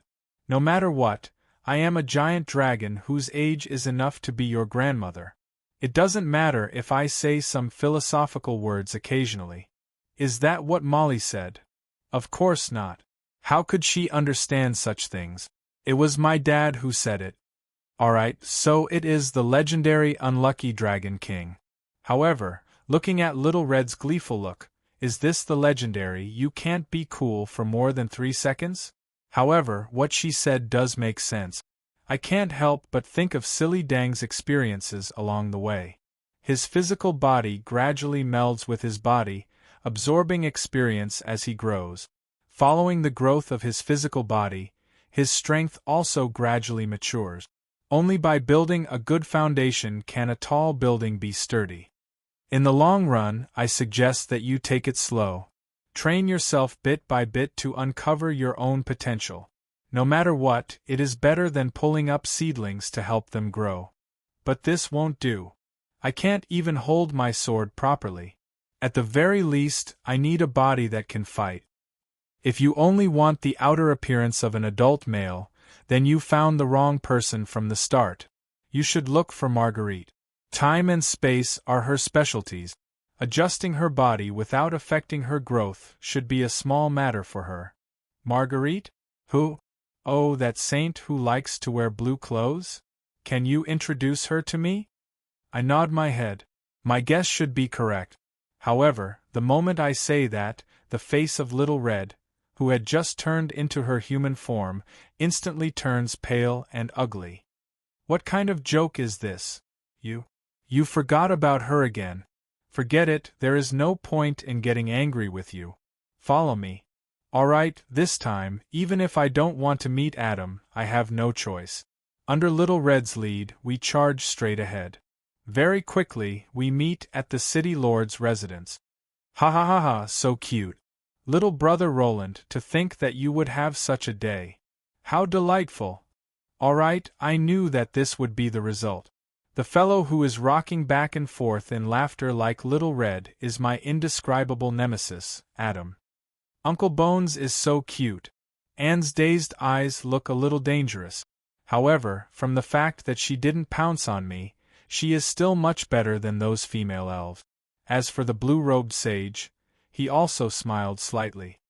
It is just a time reversal ring. It is very simple. Come and collect it a week later. Thank you so much. It is our first time meeting and I am already asking for your help. I am really sorry. I will remember this favor and I will repay you in the future. I am unable to comprehend what happens next. Even I know that one should thank others when asking for help. However, why is it that the moment my words leave my mouth, the bustling scene a second ago turns cold in an instant? Cough, you haven't returned to your old house yet, right? I will return in a while. This time, I seem to have suffered heavy losses. I am afraid that I will have to spend 3 months inside. Right, have you collected the shards of the Roland's sacred sword? I can reforge it. Yes, when I asked the system for compensation, the system gave me the benefit of using points to forge weapons. Since I can forge a god weapon, the first thing I thought of is my family heirloom sword. Cough, of course. Wait a moment, I will go and collect it. When Adam, who tried to smooth things over, leaves, the scene becomes even weirder and more silent. When Adam appears with a bag of shards, no one wants to speak. In the small city lord's office, a weird atmosphere spreads. Everyone becomes silent. Naturally, under the premise that no one wants to speak, this reunion ends on bad terms. The moment I say goodbye and walk out of the door, I hear sobbing sounds behind me. Right now, even I know that I must have done something wrong. Thus, I quicken my pace and rush back to my old house to find out what I have done wrong. Looks like I said something wrong again. Sigh, just what did I forget with this little bit of intelligence? Intelligence is the basic stat for using magic. However, it also represents a human's logical thinking ability and memory. It is a part of the soul, but it is also affected by the physical body. I remember that when I was a Lich, my intelligence was 30. Subtracting the 2 points of intelligence from the Lich's body, my basic intelligence should be 28. But now, it is only 27. Obviously, I suffered some damage during my reincarnation. How can there be no price to pay for death? The shattering of the soul in death and the infiltration of the river Styx are all killers that steal one's memory. But I am completely fearless. Anyway, it isn't the first time. It isn't like I will die if I forget something. Besides, I don't even know what I have forgotten, so I won't feel sad or regretful. It doesn't matter. The moment I step into the old house, the extinguished lights light up one after another. The entire house seems to come alive. However, I didn't stop at the residential area. From the very start, my destination was the basement of the old house. That is also the reason why I must return to Sulphur Mountain City. There isn't a sliver of light in the long and narrow passageway that resembles a medieval tower. The only thing echoing is my footstep. The moment I enter the lowest level of the basement, the entire underground library lights up. Under the effect of an arcane spell, countless books fly around the room, as though they are birds that have just been given life. Soul examination is correct. Welcome back, Master. I am the Artificial Tower Spirit 007 of the laboratory and library. I hope that you didn't forget me this time. Then, according to your request before you left, I will start the re-education process. This time, where do you intend to start from? Personally, I suggest that you start from linguistics, followed by mathematics, physics, chemistry. After you fill up your foundation, you can start from the practical subjects. As far as the eye can see, it is a sea of books. Thousands of bookshelves stand there silently. Under the influence of space magic, this is just the tip of the iceberg. Some of the bookshelves are labeled with physics, chemistry, and other subjects. Some of the bookshelves are labeled with comprehensive strategy, secrets of the gods, magic, and martial arts. Most of all, it is a diary of my experiment. If death is so easy to deal with, then there is no need for all living beings to fear death. Even with the protection of the system and the unique soul of a transcender, I am able to avoid entering the cycle of reincarnation. However, every time I revive, the loss of my memories and knowledge is excruciating. Furthermore, this time, I actually lost my basic stats directly. This is the worst loss I have ever suffered. What a heavy loss. Looks like I died too many times this time. Even the essence of my soul has been disintegrated. However, it doesn't matter. The intelligence points that I lost can be added up again. The knowledge that I have forgotten can be learned again. As for the memories that I lost, at least I can retrieve some of them from the diary. That's right, this was my library and laboratory, as well as a treasure trove of all my memories and knowledge. I knew that it would be difficult to achieve my goal, that death was unavoidable, and that it was only natural for me to lose my memories after death. However, as long as I remembered everything, as long as I studied and read them again, wouldn't it be no different from not losing anything? Tower Spirit 007, let's start from my experiment diary. Let's start from the diary of this life. The name of the diary should be Mad Lich. Look up the keyword Marguerite. I want to see what happened just now. I have developed the habit of keeping a diary of my experiments for several hundred years. From the moment I leave the house, from brushing my teeth and washing my mouth to turning off the lights to sleep, from buying newspapers to plotting wars, from judging boring cases to making laws, regardless of whether it is a big or small matter, I will record it in my diary. Perhaps I will lose my memories due to death. However, these countless bookshelves and diary are my memory bank. As long as nothing happens to them, no matter how many times I try, I will start from the beginning again. 1, 2, 3, 5, 7, 8, 9. Luckily, I only forgot 2 basic numbers. It shouldn't be too difficult to fill them up. I am counting the numbers on the river stick. It isn't that I am bored. Rather, I am trying my best to understand how much I have forgotten so that I can remember more. Memories are often interconnected. The human knowledge system is often intersected like a tree. If language is the foundation of social sciences, then mathematics is the foundation of science and engineering. The loss of these numbers may seem insignificant, but in reality, it represents a series of gaps. At this moment, I have something more important to remember. Driven by magic, with Marguerite as the keyword, I have already flipped to the page of the Mad Lich's experiment diary. That is the beginning of everything. That is the time when we adventured together. Ah crap. I should apologize tomorrow. No, since I am a saint, I will be careful and sensitive. A casual and insincere apology will only make things worse. I should first look at all of the diary before apologizing. Sigh, the last time I used more than 2 months.